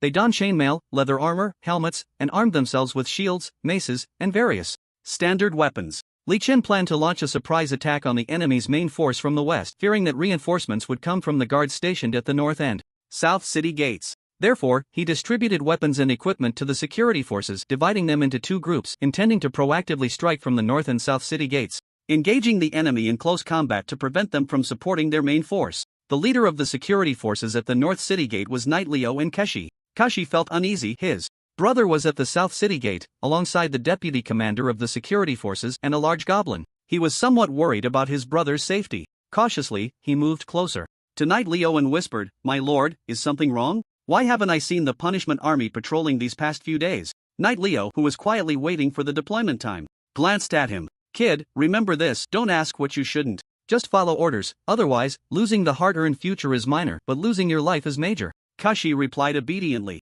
and shrank back, feeling dejected. Knight Leo shot him a disdainful look and snorted. He didn't like Keshi and Keshi. He thought they were opportunists, unlike himself, who followed the king solely for the sake of a future, even if it meant dying in battle. But these two had a whiff of market speculation about them. He knew such people well, always waiting for the right price. If they figured out the current situation, they might turn against him. So when Li Chen called Knight Leo for a meeting to explain the current situation, Knight Leo immediately warned Li Chen not to disclose the situation to the Keshi brothers, as they were untrustworthy. Li Chen was keen on listening to advice. Knight Leo had previously served in the capital of Sassos, where political struggles were as fierce as in King's Landing from Game of Thrones, so he had a good eye for people. Li Chen followed his suggestion, separating the Keshi brothers and telling them nothing about the situation, only stating that the security forces would be conducting a night raid outside the city as a routine mission. Keshi felt anxious, but now, trapped within the city walls, with gates tightly shut, he felt powerless to act. What troubled him more was not knowing what was happening with his brother. He couldn't even discuss plans and had to obey orders. If the attack on the enemy outside the city went poorly, he wouldn't even dare to flee, fearing his brother would face repercussions. He could only resign himself to fate. As he was lost in thought, the sound of a military whistle suddenly pierced the air. It was Knight Leo's signal, indicating that the agreed-upon attack time had arrived. The outer city gates opened, and Knight Leo drew his weapon, shouting to the surrounding soldiers, "Everyone, follow me out to kill. 10 silver coins for each enemy killed, and a military title for killing 3. After saying this, he fixed his gaze on Keshi. Keshi knew it was his turn to make a statement. He also drew his sword and shouted, "Brothers, let's kill together. Earn silver coins. Earn military merit." After shouting, he steeled himself and charged forward, his attitude perfectly on point. He sensed that he and his brother were being distrusted. If he didn't show a strong front, life would likely be difficult for them in the future. The 1,500 soldiers surged through the North City Gate into the enemy trenches, engaging in brutal combat, while a similar situation unfolded at the South City Gate. There were over 5,000 enemies in the trenches at both locations, with 20% being professional soldiers and the rest militia and auxiliary troops. With trenches scattered everywhere, it was difficult for large forces to assemble, limiting their combat effectiveness. Of course, the combat effectiveness of the security forces was even worse. They were mostly impoverished civilians, armed with a few weapons and sent to the battlefield, nearly filling the ranks. As soon as they encountered the enemy, they unleashed their street fighting skills, while some panicked and ran in all directions, causing chaos in the enemy's ranks. Fortunately, all Li Chen wanted was confusion. As long as the enemy didn't interfere with his assault on their main force, that was enough.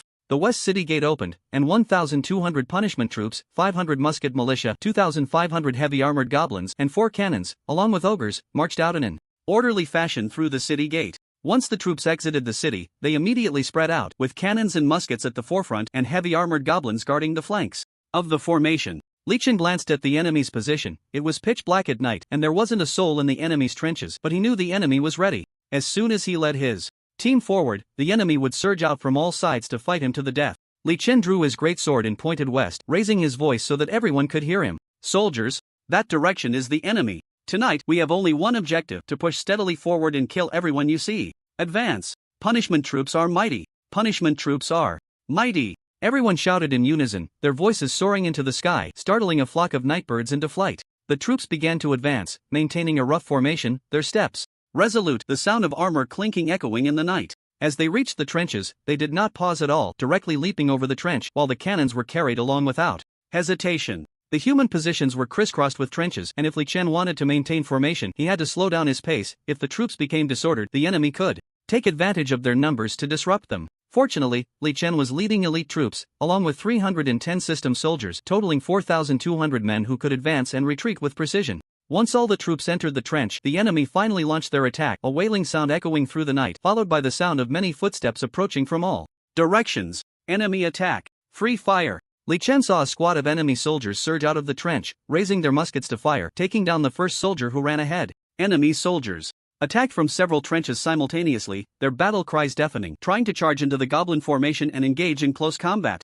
However, they were met with fierce gunfire, as the musket goblins fired freely at the enemies in the trench. Although the trench allowed the enemy to get closer, it was narrow, allowing at most 2 to pass side by side, and 4 or 5 muskets could easily block it. Many enemy soldiers couldn't even climb out of the trench and were shot dead with screams. Some managed to crawl out of the trench and charge towards the flanking heavy armored goblins, but the trench divided their forces and the heavy armored goblins were lined up. The enemy's reinforcements were limited in the short term, and they were slaughtered by the heavy armored goblins. The heavy armored goblins were experienced in dealing with the enemy's armored soldiers, using spiked maces to smash helmets, either stunning them or knocking them off balance, then pinning them down and stabbing through the eye holes or chin with slender daggers. After about 5 minutes of fighting, the enemy suffered heavy casualties, especially in the trench that was blocked by muskets, where the dead filled the trench. The enemy was frightened and scattered, and Li Chen shouted orders. Reload weapons, form up, continue advancing. The troops rested for a minute to regroup and then began to advance again. They quickly entered the enemy's territory, where the crisscrossing trenches became more numerous,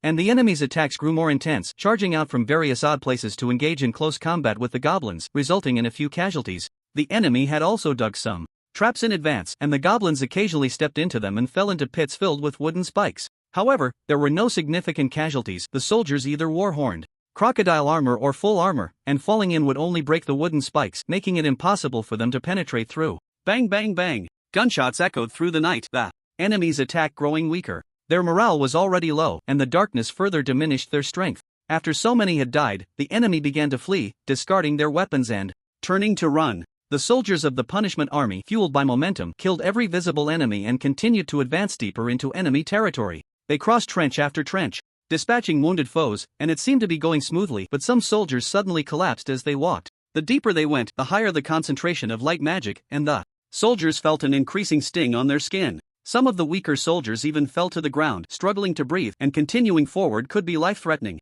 They were now attacking the enemy while enduring the effects of toxic gas. Imagine hundreds of fire ants biting you madly. Every breath you take feels like inhaling scalding steam, and your eyes sting so much you can barely keep them open, all while facing the enemy's assault. Li Chen led his team forward about 400 meters into the enemy's position when the enemy organized another attack, this time with around 1,000 heavily armored foes accompanied by 2,000 militia. Under normal circumstances, such a scale of attack would never break through, but the soldiers of the punishment army were extremely weakened by the light magic, allowing these 3,000 enemies to surge into their ranks, creating chaos. Li Chen swung his great sword, wildly hacking at the surrounding enemy soldiers, shouting loudly to encourage his men to fight bravely. The soldiers also fought back with all their might, firing their muskets in rapid succession. After more than half an hour of battle, the enemy was once again forced to retreat, but Li Chen's side had suffered over 400 casualties. More deadly than these losses was the fact that the recent fighting had left the soldiers gasping for breath. They had inhaled too much light magic, which reacted in their airways, causing a burning sensation and difficulty breathing. Many lay on the ground, unable to move, while others clawed at their throats, struggling desperately for air. Almost all the heavily armored goblins were lost, and advancing meant certain death. The old 10th Company fared slightly better. They were all third-tier soldiers with strong fighting spirit and could still hold on. Seeing this, Li Chen immediately made adjustments. All brothers who can't walk, retreat. The Guard 10th Company, continue to advance with me. The Goblin musketeers of the Guard 10th Company moved forward, each of them drenched in sweat. Despite being covered in mud, the closer they got to the enemy's core, the denser the concentration of light magic became. The rudimentary protection of the mud was slowly wearing off, and as the light magic touched their skin, it felt like 1,000 fire ants biting them, and everyone gritted their teeth to endure. If it weren't for the old 10th Company following Li Chen all the way, their strong fighting spirit would have caused them to collapse long ago. Li Chen led his elite troops onward. The trenches became fewer, and finally, they reached the outskirts of the enemy camp. From here, they could see thousands of tents ahead, and behind the tents, about 2,000 meters away, there was a small clearing. In the clearing stood 100 women arranged in a square formation, each holding a life goddess pendant close to their chests, eyes closed, singing something with devout expressions. Behind them, transparent wings flickered, similar to those of the hero Leon when he unleashed his power. But theirs appeared to be a youthful version, very transparent, unlike Leon's solidified form. Li Chen felt a wave of heat rolling toward him from the women. They were the culprits behind the increased concentration of light magic. In an instant, his muscles tensed, and murderous intent surged within him. He longed to charge directly into the choir and indiscriminately slaughter them. But in front of the choir stood countless enemy soldiers, shields raised, holding swords and spears, arranged in tight formation, numbering over 4,000, forming a defensive line to protect the choir. Although the enemy formation was extremely tight, with numbers 4 times that of the Royal Guard's 10th Company, Li Chen saw that the eyes of these human soldiers were filled with deep fear. Moreover, the elite fully armored soldiers were only in the front row, while the back was filled with half-armored or unarmored militia. Li Chen let out a wild laugh. He realized that these people were already at the end of their strength, and now standing here was merely a facade. He turned to the soldiers and shouted, "Glorious soldiers of the Royal Guards 10th Company, open your eyes wide and look. See the expressions on the enemy's faces. They are afraid of you." The soldiers, enduring the pain in their bodies and breathing the scorching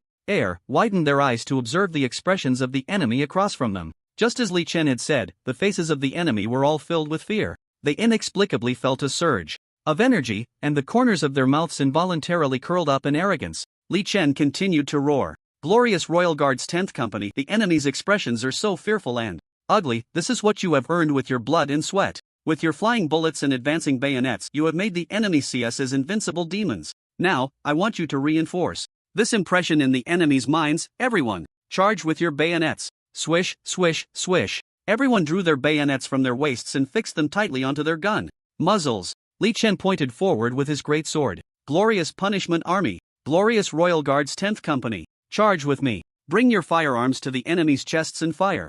With your most fierce and resolute assault, completely shatter the enemy's last bit of courage. The whole army, charge." Boom, boom, boom, boom. As Li Chen shouted the charge order, 4 cannons loaded with buckshot fired first, blasting 4 gaps in the enemy formation, causing enemy soldiers to scream and fall. Then came the shouts of charge, as the soldiers of the Royal Guard's 10th Company, braving the suffocating light magic, charged at the enemy that outnumbered them 4-1. The soldiers of the Royal Guard's 10th Company firmly executed Li Chen's will, their steps resolute and swift, rushing to the enemy, pressing their gun muzzles against the chests of enemy soldiers and firing, each bullet accurately killing a heavily armored foe. After firing, they did not lose momentum, their eyes red as they thrust their bayonets, toppling the half-armored or unarmored enemies behind the heavily armored ones. Armor was torn apart.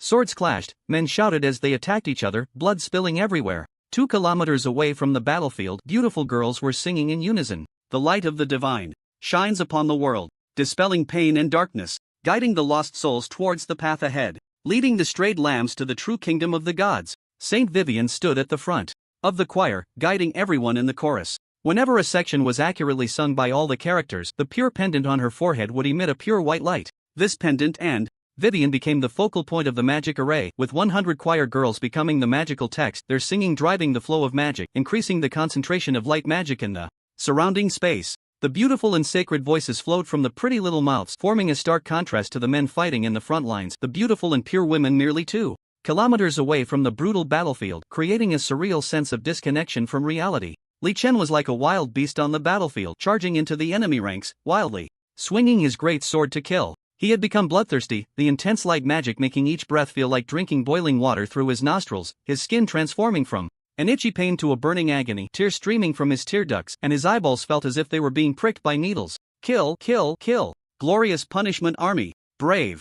Royal Guards 10th Company. Never retreat. Kill, kill, kill. Li Chen rampaged, his great sword swinging out, smashing the heads of 3 enemies in succession, then he swung out 4 or 5 more times, killing over 10 unarmored foes in less than 3 seconds. He dared not stop. If he did, he would taste the pervasive sting of pain all over his body. He could only transform himself into a killing machine, relentlessly slaying enemies to vent the agony of his flesh. The soldiers of the Royal Guard were the same. They turned themselves into ferocious beasts, each one crazily slaughtering the enemy. They dared not pause, for if they did, the intense pain would lead them to utter despair. At that moment, the frenzied Royal Guard charged forward with an unstoppable momentum, instantly inflicting terrifying casualties on the enemy. The human soldiers collapsed once more. Their morale was already low, and they suffered excessive losses. The so-called glory and wealth were shattered, and the enemy soldiers discarded their weapons and armor, beginning to flee in all directions. Only about 200 remained to continue fighting alongside the Royal Guard. These were the personal guards of Count Fisher, the elite among the elite, who had been beneficiaries of the Fisher family's grace for generations,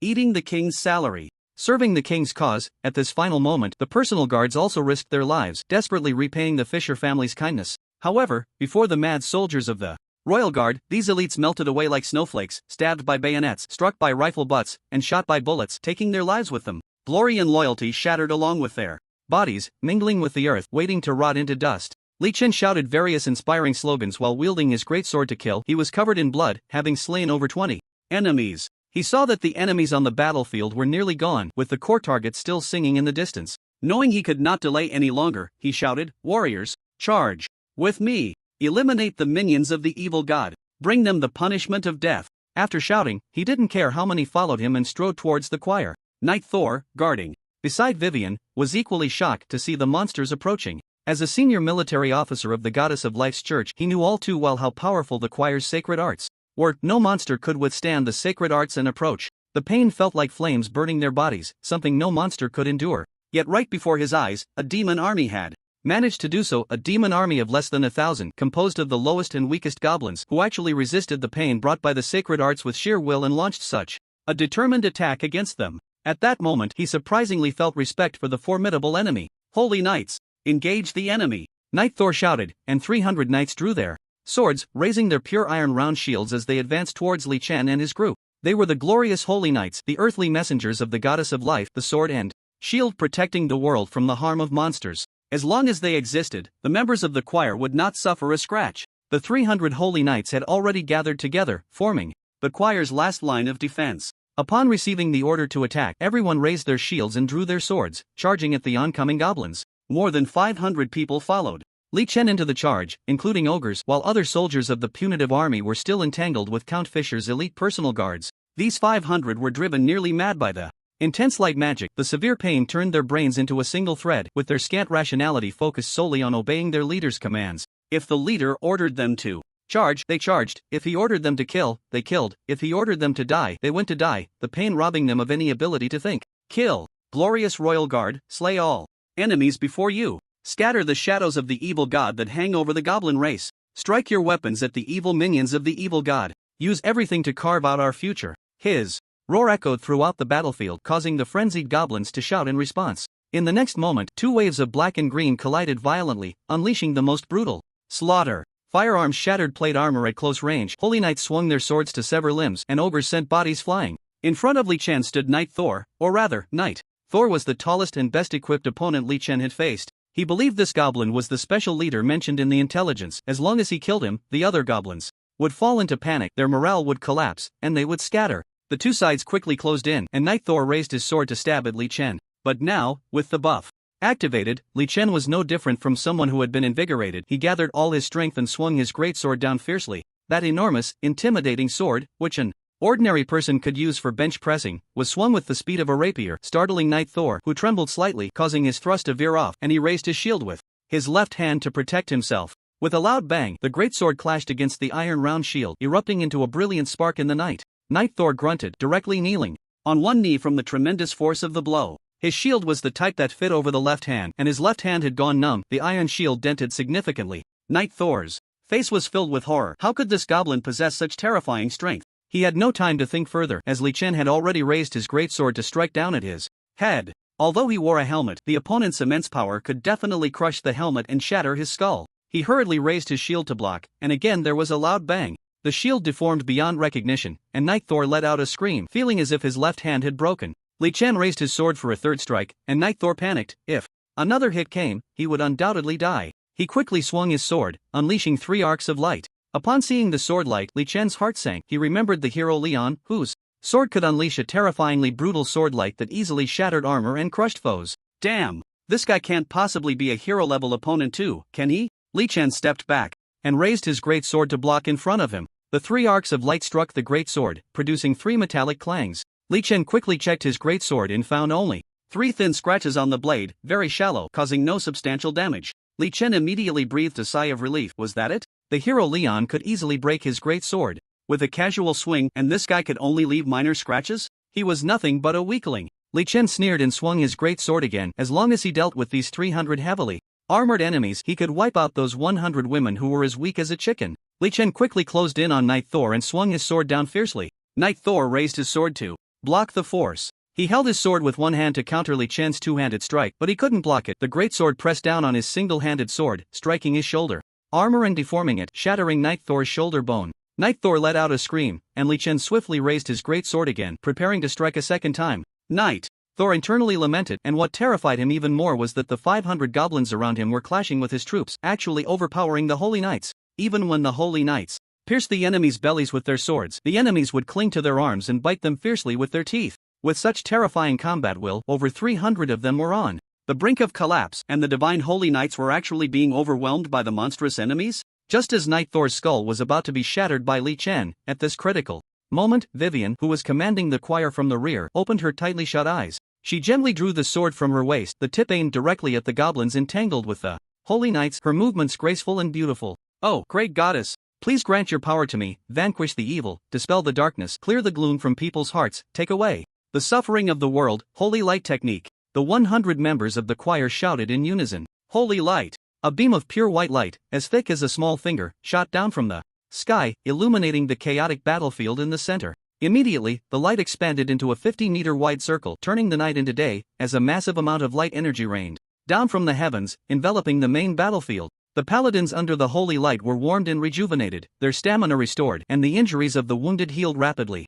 Even the broken bones of Knight Thor were mended, returning him to full strength. In stark contrast, the goblins suffered greatly as the overwhelming light magic enveloped them, reacting violently with the dark magic within their bodies, causing unimaginable pain to all. Although the holy light spell lasted only a fraction of a second, the pain inflicted in that moment was akin to being doused with boiling water. The goblins caught in the holy light fell to their knees, screaming in agony, many of them igniting in flames. All the goblins engulfed by the holy light perished, collapsing in unison to become a burning bonfire. Within a 50-meter radius, all goblins were wiped out, except for Li Chen, who remained standing. Ah! The immense pain forced a scream from Li Chen. As the strongest among the goblins, who often practiced magic, his dark magic was more than 10 times that of others. The repulsive magic he generated reacted most violently. If one listened closely, they could even hear faint crackling sounds, the dark light magic reacting and rubbing against itself. The consequence of this friction was fire, and flames erupted from Li Chen's body. The pain he felt was 10 times worse than when he was bathed in light magic. Ah! Li Chen howled again in agony, while Knight Thor's eyes flickered. Watching Li Chen engulfed in flames filled with a sense of luck. After their earlier encounter, he understood very well that the monster before him was beyond his capability to handle. Thankfully, the Saintess was present, otherwise, they would likely be doomed, and this formidable creature should be going down soon. Just as he thought this, he saw Li Chen, still on fire, stop struggling and raise his left hand, a massive water sphere forming above his head. When the water sphere reached a certain size, Li Chen released it, and it crashed down. With a sizzling sound, the flames on his body were extinguished, and a large amount of white smoke billowed up. Can you still fight? Knight Thor swallowed hard, cold sweat trickling down his forehead. To still be standing after taking a hit from Holy Light? This guy was truly remarkable. He exchanged glances with the surrounding paladins, and over 100 of them immediately surrounded Li Chen. The other paladins continued to battle the goblins and ogres that had not been engulfed by the holy light, leaving no one to support Li Chen for the moment. Faced with the encirclement of over 100, Li Chen simply scooped up a handful of mud from the ground and smeared it on his face, patching up the dry, flaking dirt. Then he raised his sword, resting the great sword on his shoulder, bent his legs, and suddenly burst forward like a cannonball into the enemy ranks. How fast! Night Thor's pupils contracted in shock, instinctively raising his shield to block, but recalling how Li Chen had shattered his bones with just 2 sword strikes filled him with dread. As Li Chen charged forward and swung down his great sword, Night Thor rolled sharply to the left, narrowly avoiding the blow. However, as he dodged, those around him were not so fortunate. Li Chen's missed strike was quickly followed by a powerful swing that cleaved a paladin in half at the waist. The unfortunate soul didn't even realize what had happened until it was too late. Li Chen then charged at the surrounding paladins, beginning a ruthless slaughter.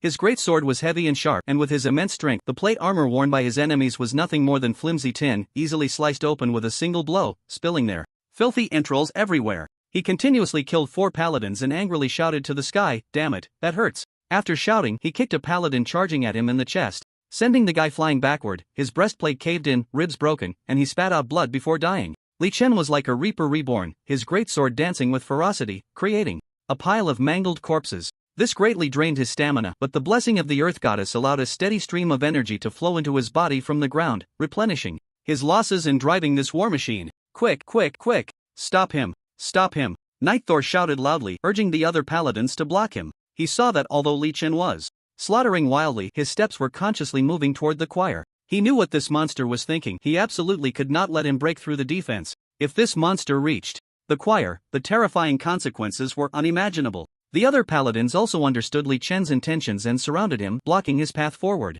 Night Thor stood in a safe position, continuously swinging his sword light, striking Li Chen's back, leaving cuts on his plate armor. The other paladins, armed by the goddess of life, were incredibly brave. Even after being slaughtered by Li Chen, they showed no fear. They surrounded Li Chen from all directions, dozens of swords and blades stabbing at him simultaneously. However, these weapons without special enhancements could not penetrate Li Chen's super heavy plate armor at all. Facing these ant-like attacks, Li Chen felt quite pleased. He experienced the sensation of being besieged by the Punishment Army's old 10th squad, just like the hero Leon had. So, I've become this strong now? Li Chen felt a small sense of pride in his heart as he swung his sword and smashed a paladin's head in front of him, then turned and slashed another paladin in half. He swung left and stabbed right, leaving a trail of paladin corpses in his wake, and in the blink of an eye, he had killed over 20. He found the guy attacking him from a distance with sword light quite annoying, so he picked up a round shield from the ground and threw it at him. Night Thor dove to the side, dodging the flying shield, then continued to gather his magical power to unleash a sword light, leaving a mark on Li Chen's plate armor. He felt a wave of dizziness in his brain, continuously swinging out several sword lights, rapidly depleting his magic power, and he shouted in his heart, "Oh goddess, doesn't this monster get tired?" Just as he thought this, he saw a paladin smash a two-handed hammer hard against Li Chen's back. Li Chen staggered forward a few steps, spat out blood, and turned to slash the paladin wielding the hammer, killing him instantly. However, his steps became unsteady, and his strong body began to sway. "Aha! He's tired!" Night Thor exclaimed excitedly. Li Chen did feel tired, even with the blessing of the Earth Goddess, energy continuously flowing into his body from the ground. Facing 100 experienced heavy-armored paladins, the replenishment could not keep up with the consumption. Worse still, the wounds on his body burned by light magic throbbed painfully, his airways swollen and bleeding from the burns. With every breath he took, his lungs felt a strong burning sensation. His steps faltered, his body began to sway, and the great sword he wielded could no longer shatter enemies but merely knock them down. Night Thor shouted to the soldiers, "He's tired. Warriors of the goddess, let's finish him off in one go."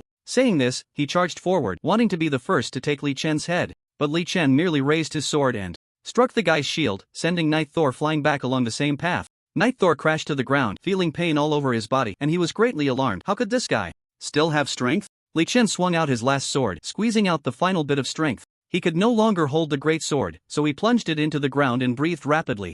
Like a bellows, a buzzing sound ringing in his ears as his brain spun from lack of oxygen. Li Chen glanced at the battlefield in the distance, where the soldiers of the tent guard were entangled with the remaining paladins. As for the ogre, it was surrounded by enemies, spinning in circles, trying to escape while being hacked from behind. The ogre was slow to react, swinging its large pickaxe only to smash the ground, roaring in anger but unable to do anything against the swift paladins. "I can only rely on myself now. If I can just rest for 10 seconds, I can gather enough strength to fight again." Li Chen thought to himself, feeling the energy flowing into his body from his feet. But the enemies knew he was about to run out of steam and wouldn't give him any time to rest, charging at him with shouts. Li Chen snorted coldly, pulling out 2 hand cannons from the warehouse and aiming them at the paladins rushing towards him. With 2 loud bangs, a barrage of bullets flew towards the paladins, shattering their plate armor and tearing through their flesh, causing them to scream as they fell lifelessly. Li Chen fired twice, killing 3 paladins. Discarding the empty hand cannons, he took out 2 more and turned to fire at the paladins coming from behind.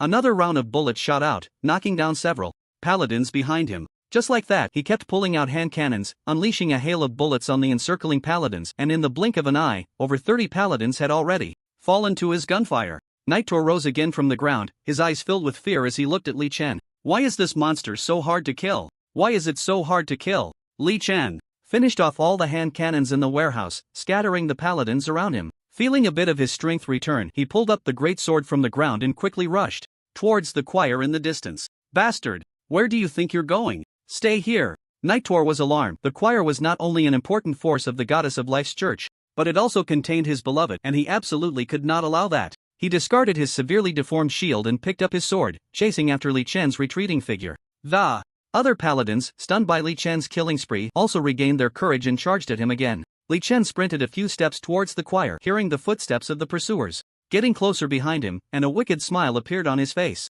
Suddenly, he pulled out a precision +10 musket from the warehouse, turned around, and aimed at the one running in front.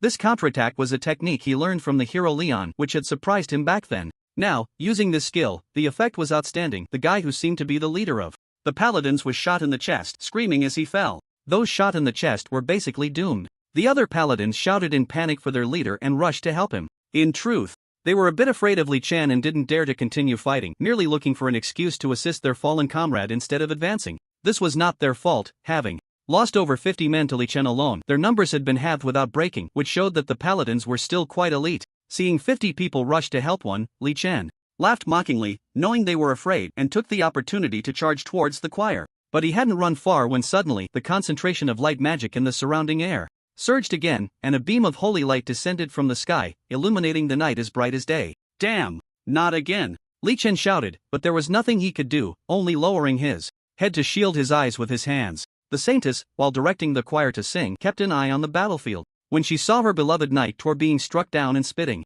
blood from the attack of a monster's special weapon, her heart twisted painfully. For the sake of her beloved, she used the holy light spell once more. This large-scale holy spell consumed a lot of energy, and everyone in the choir felt their heads grow heavy. The range of the second holy light spell was only 20 meters, but it perfectly enveloped Night Thor and Li Chen. Night Thor, shrouded in holy light, felt the wounds on his chest healing, the pain dissipating, and he felt as comfortable as if he were soaking in a hot spring. Li Chen, on the other hand, was once again drenched by a deluge from the heavens. The flames that had just been extinguished reignited, turning him into a living torch. Li Chen howled in agony, the flames licking at his skin, burning him to the point of raw flesh, and he no longer had the strength to cast the water ball spell to extinguish the fire. The pain of being burned was excruciating. Li Chen struggled like a demon from hell, screaming in madness without any hope of relief. Night Thor, with a hole in his chestplate, was helped to his feet by others. He looked at Li Chen, engulfed by the flames, and sighed again in his heart. He must be dead for sure now, right?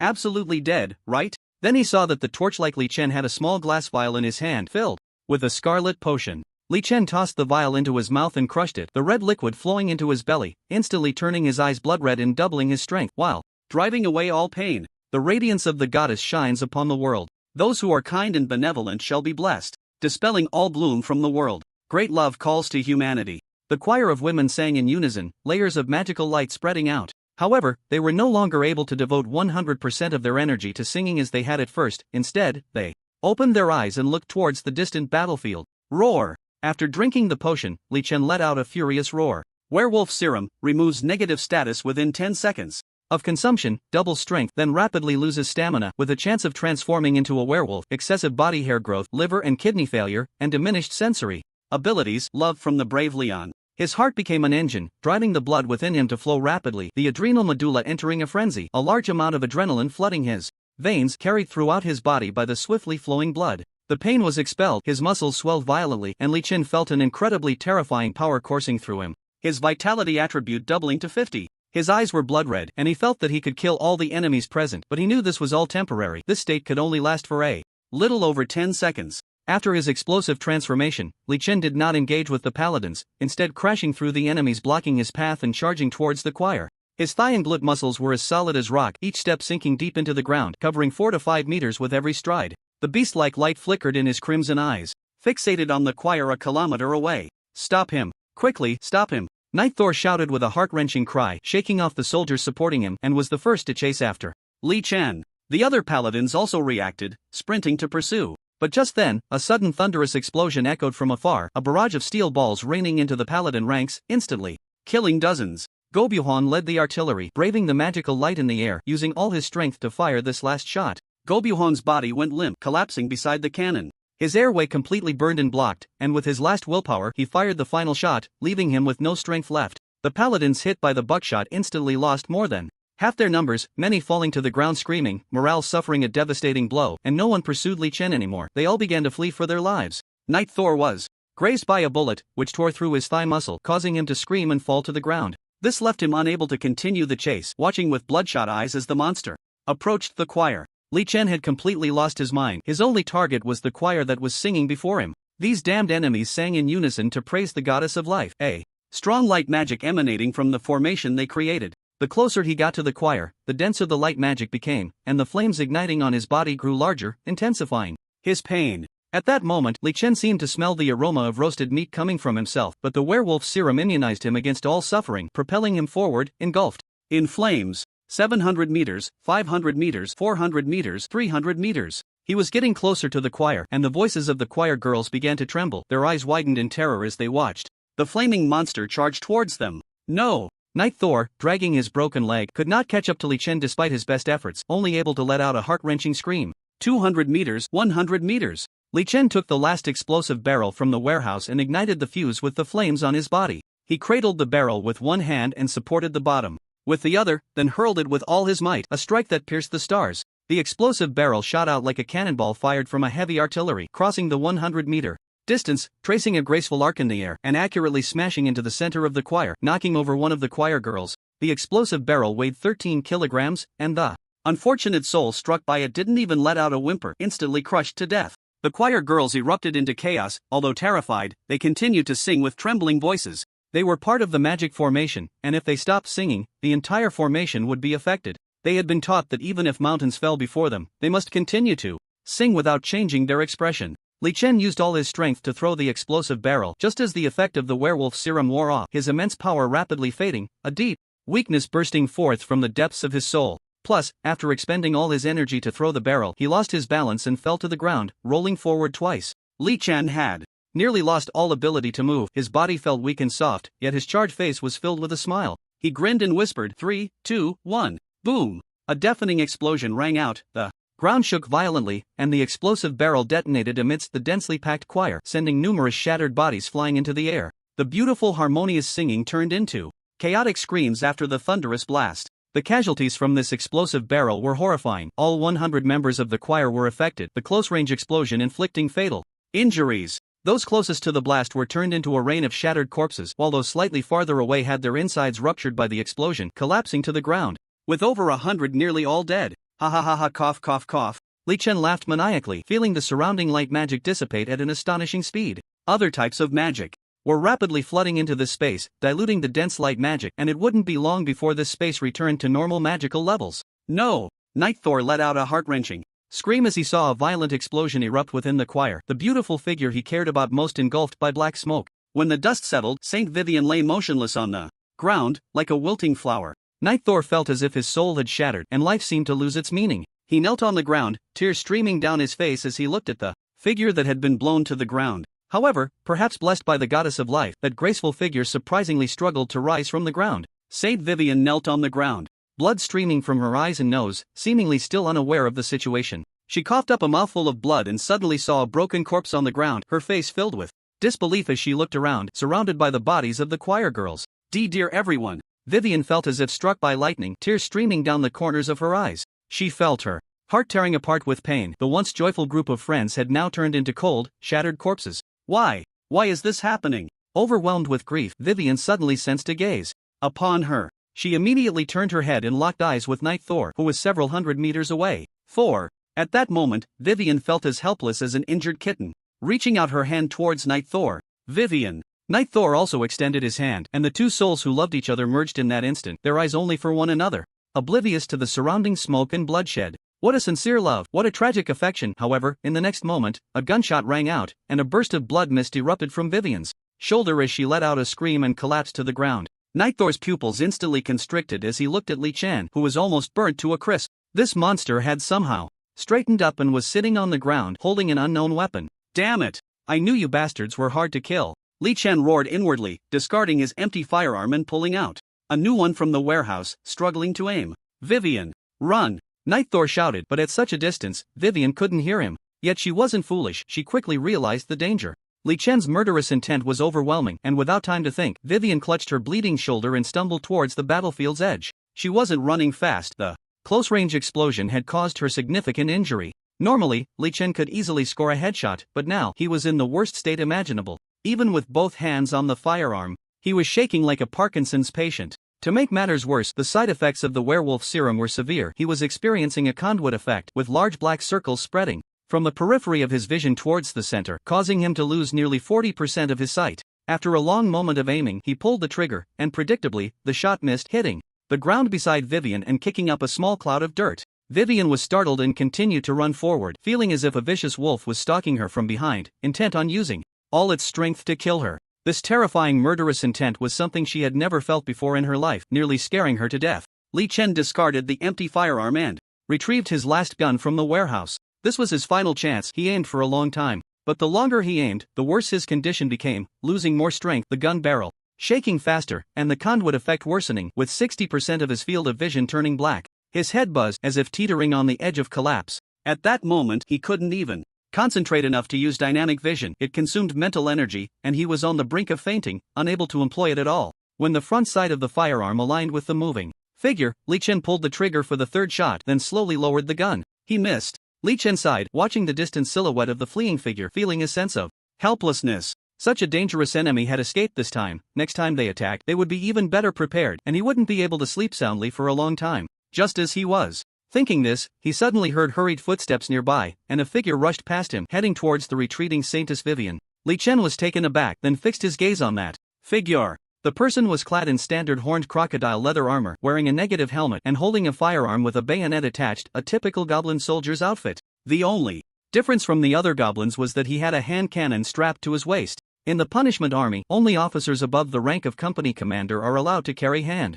cannons, yet this soldier's attire is that of an ordinary soldier, not an officer. There is only one person in the punishment army who is not an officer but possesses a hand cannon. Kanda! Li Chen shouted excitedly. That's right, it was Kanda who charged at the Saintess Vivian. As soon as the battle began, Kanda tried his best to keep up with Li Chen, but being only a third-tier soldier, the excessive light magic made it difficult for him to move. Later, he was struck on the helmet by a paladin's hammer and was knocked out cold. When he finally recovered from his daze and stood up, he saw Li Chen transformed into a fiery figure, charging towards the choir and launching a bomb. With a loud bang, the surrounding light magic quickly dissipated, and the normal concentration of magical energy filled the space, allowing Kanda to slowly regain his physical functions. Kanda was overjoyed. He stood up wanting to join his comrades in battle and kill the few remaining enemies, but he heard the sound of a gunshot. By this point in the fight, both sides were locked in combat, and hardly anyone had the chance to reload their firearms. His own flintlock and hand cannon were empty, so where did that gunshot come from? He looked over and saw it was the boss, sitting on the ground shooting at a fleeing enemy with a flintlock.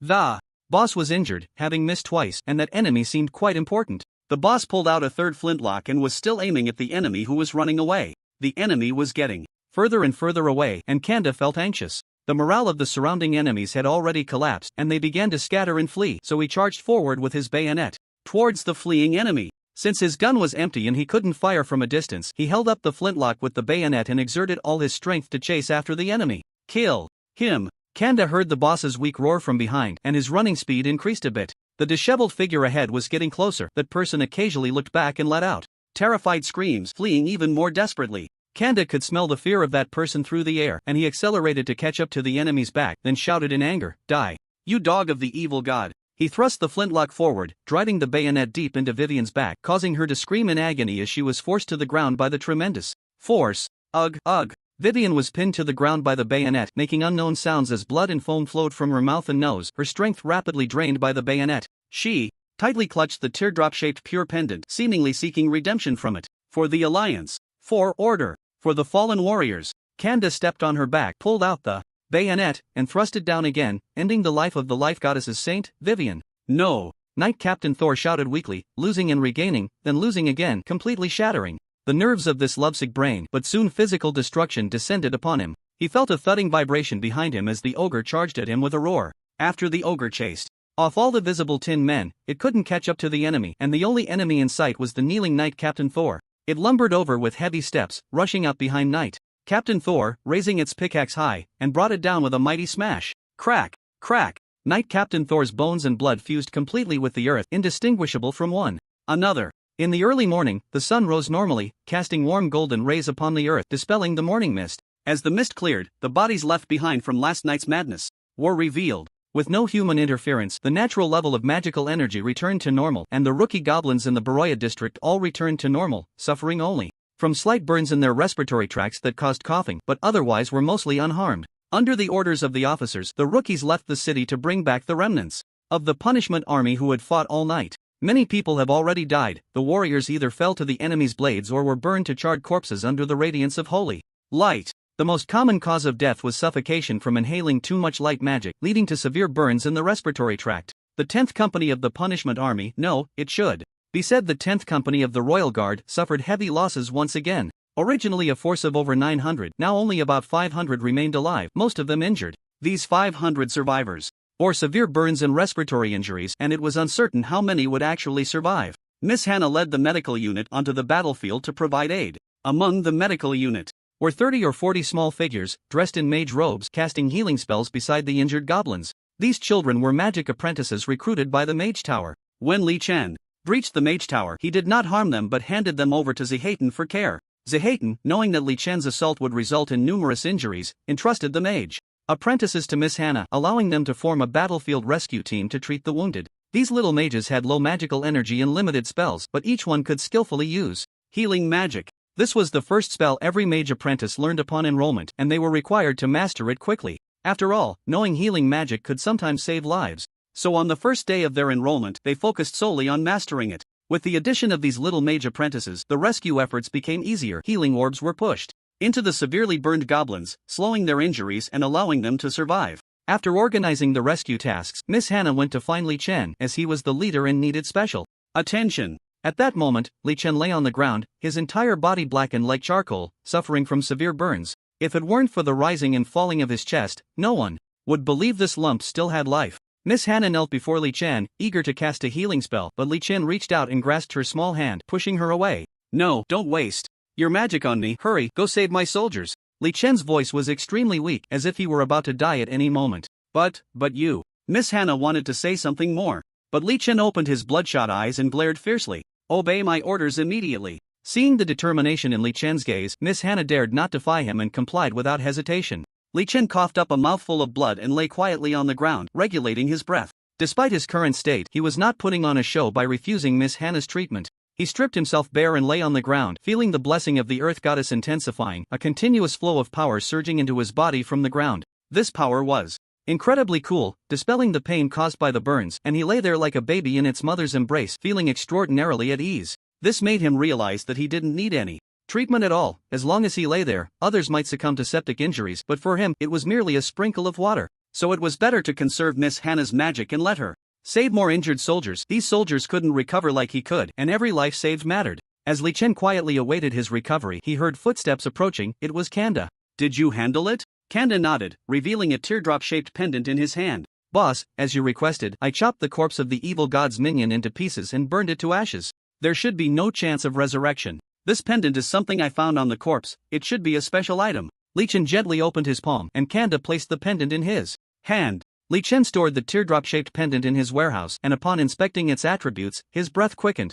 Name: Tears of Purity. Weapon level. Artifact description: a pendant made from the tears of the goddess of life, bestowed upon the first saintess 4,000 years ago. Wearing it grants plus 20 charisma and plus 300% spell amplification, limited to pure women. He. Li Chen murmured, smiling. The goddess of life's teachings had perished, the choir was wiped out, and they had lost an artifact. What a significant loss. He looked at Kanda. Soldier. Yes.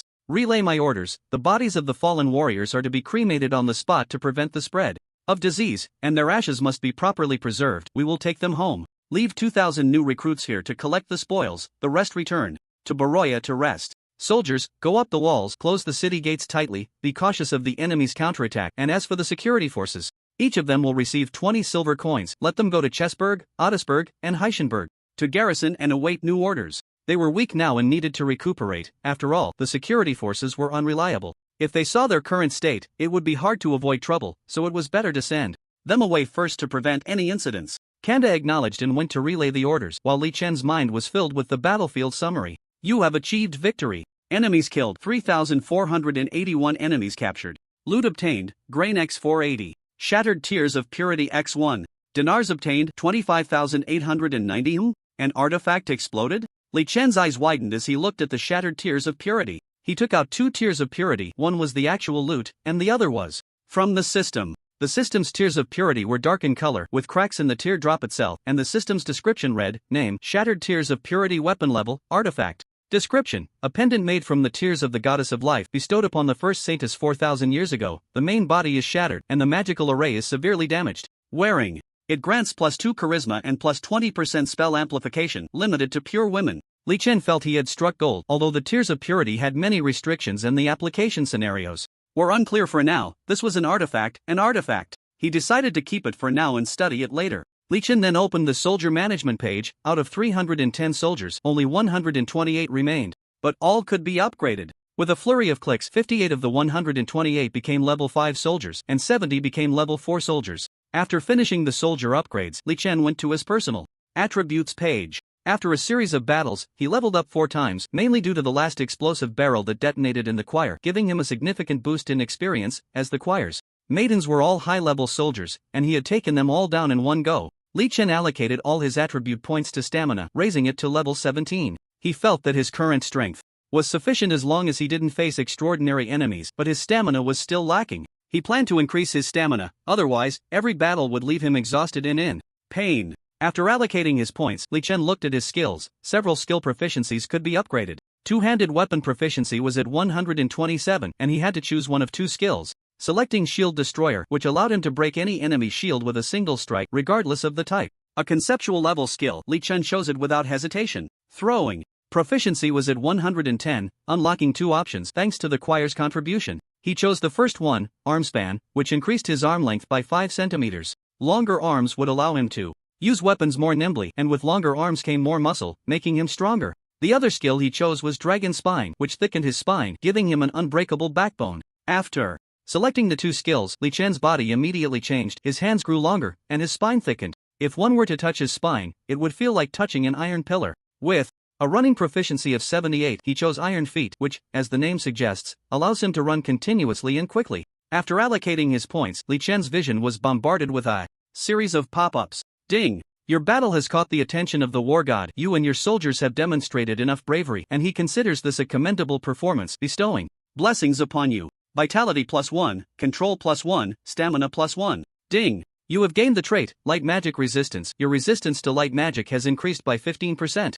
Ding! You have gained the trait, Military Spirit. Your soldiers are united, and when launching a fierce attack on the enemy, there is a high probability that the enemy will flee. Ding! You have gained the trait, Color Blindness, a side effect from the werewolf serum. Perhaps there is a way to restore your color perception, but who knows? Ding! You have gained the trait, Mild Liver and Kidney Damage. The toxins remaining from the werewolf serum are harming your body, but due to the blessing of the Earth Goddess, the mild liver and kidney damage will heal itself in 3 months. Ding! You have gained the trait, Body Odor. The werewolf serum has given you a strong body scent, which some female species find unpleasant, reducing their favorability towards you by -5, while some magical creatures consider a strong body scent a symbol of power, increasing their favorability by +5. Ding! You have gained the trait, Abundant Body Hair. Some female species find you barbaric, reducing their favorability towards you by -5, while some magical creatures consider abundant body hair a symbol of power, increasing their favorability by +5. Ding! You have gained the trait, Super Masculine. Your secretion of male hormones has increased and testosterone levels have risen. You should not waste this talent. Li Chen looked at the numerous traits he had acquired from a vial of werewolf serum and couldn't help but marvel. The traits had their pros and cons, and since there was no choice, he could only accept them and see if he could eliminate the negative traits later, especially The color blindness, everything he saw was in black and white, and he needed to find a way to resolve it quickly. He closed his eyes peacefully, was carried onto a stretcher, and sent back to the city. He had them taken to the third underground level of the governor's mansion, where they dug a pit in the ground, burying him inside with only his head sticking out, effectively maximizing the blessing of the Earth Goddess to accelerate his recovery. The battle was over, and the objective of this expedition had been accomplished. There would be no large-scale enemy attacks until reinforcements arrived from other provinces of the Sarsos kingdom. Li Chen buried himself underground, exposing only his face, and summoned all the officers for a meeting. The officers were in poor condition, each one coughing incessantly, burned by light magic, with some even coughing up blood, looking extremely unwell. But at least they were alive. The medical unit was treating the dying, and once the dying recovered, the mages would have the energy to treat the injured.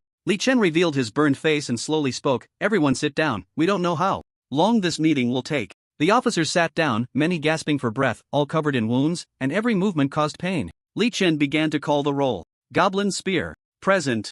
Goblin Bow, present. Kanda, present. Goblin. Some responded, while others did not. Those who did not respond were dead. Goblin Boom, is Goblin Boom here? Finally, Li Chen called for his artillery officer, but no one answered him. Goblin Spear quietly said, "Boss, Goblin Boom is dead." Li Chen fell silent for a moment, then sighed and continued the meeting. "Kanda, please, report on the statistics of our gains and losses." To cultivate Kanda, Li Chen had previously assigned him the task of tallying the results of this battle. Kanda acknowledged and began to report, his voice filling the basement. "In this battle, our army killed over 6,000 enemies, captured more than 1,000 sets of heavy armor, 3,000 sets of medium armor, and countless weapons. We seized over 10,000 tents and marching equipment, 5,000 bags of military rations, and more than 900 draft animals. We captured an important enemy, a professor from the Mage Tower. A slave named Kaso, a Tiger Beastman, claimed to be the son of the chieftain of the Tiger Beastman tribe. Count Fisher, who stayed in the military camp to boost morale, found it too late to escape after they defeat and was captured by our soldiers. Count Fisher had 5 vassals who were viscounts and 11 who were barons. Our losses, including those who died in battle and those who could not be treated in time, amounted to 311 new recruits, 120 heavy infantry, and 711 soldiers from the 10 guard companies. The bodies of the guard company soldiers have been burned to ashes and properly preserved." Upon hearing that so many more from the 10 guard companies had died, Li Chen sighed deeply. Now, only 200 remained in the 10 guard companies. Li Chen slowly spoke. "When we came, we had only 1,000 men, and with these 1,000, we conquered half of the Heluyan province. With these 1,000, we have now developed into a force of over 10,000, with countless supplies. Now, it's time to bring these 1,000 men home." Li Chen took a deep breath. "Start organizing the return to the city. The first wave will consist of 1,000 goblins and 500 willing humans. Let's go. Have all the craftsmen in the city build carts and wheelbarrows. Once completed, the second wave will also consist of 1,000 goblins and 500 humans." Li Chen planned to continuously send waves back to the Alliance, each wave bringing back a large population and food, making the Alliance stronger. The process of returning to the city might take several months, mainly because Li Chen was implementing a thorough plundering strategy. The Alliance was just starting out and lacked everything. Even a piece of rag could be of great use. Baroya was a large city with a population of 150,000. Although many people had voluntarily evacuated and taken away much wealth, the furniture, curtains, and ironware they left behind were all needed by the Alliance. Especially copper. Baroya had many large bells made of copper, which could be used to manufacture copper cannons, valuable items that must be taken. Goblin Spear coughed a bit, spitting out some blood, and casually wiped it on his clothes, saying, "Boss, we've captured too much. Even if we send back 10,000 people in batches, we won't be able to transport it all." Li Chen responded with a grunt. "The livestock pens will resume production, and the new recruits will also resume training. After the cubs undergo basic discipline training, they will start transporting goods to the Alliance. In terms of transport order, we will prioritize food, production equipment, cloth, copper, and ironware. Assign new tasks to the security forces to purchase livestock from the outside world. Whether for increasing new recruits or transporting goods, we need a large number of livestock." Goblin Bao reminded, "Boss, we've already cleaned out the livestock near Baroya. Then let them go outside the Baroya jurisdiction to purchase. We've captured so much gold and silver, let's give it to them to buy. Also, let the security forces spread the word that Baroya is buying livestock on a large scale, offering double the market price. Isn't there a saying that goes around, the profit is this much and whoever sells will hang themselves with their own rope?" He believed that once the news of buying livestock at double the market price spread, a large number of merchants would come rushing in. After arranging the return trip, the meeting entered the operational summary phase. Li Chen allowed everyone to speak freely, and Goblin Spear was the first to say, "Boss, our bayonets are too short, they're not useful in close combat with the enemy." Goblin Spear complained. About the short bayonets, which were indeed made too short for sturdiness, with a blade length of only 15 centimeters. Weapons should not only kill but also serve as a deterrent. If there were a bayonet longer than 30 centimeters at the end of a gun, it would intimidate the enemy, making them hesitate, which is very effective in life and death battles. Moreover, a longer bayonet could scare horses. Previously, when the enemy cavalry charged their musket formation, a few horses broke through and trampled several soldiers. If they had had long bayonets at that time, they might have scared the horses away. Going back, we can have the factory produce new types of bayonets. Do you have anything else to say? This time, it was Gabo who stepped forward and said, "Boss, I've noticed that every time I shoot the enemy leader with a big gun, the enemy falls into disarray. I think we should equip every company with a big gun so these shooters can specifically target the enemy leaders."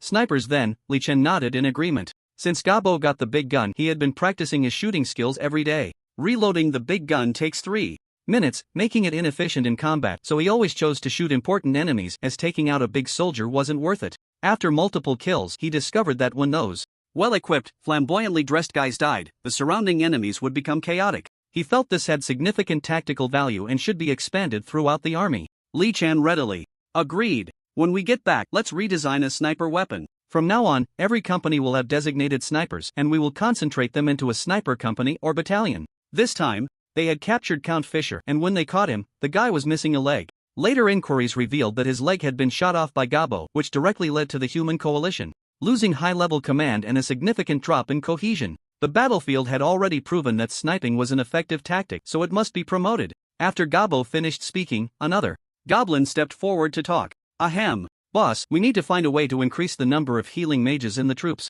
Those human brats are too weak. They faint after casting a healing spell.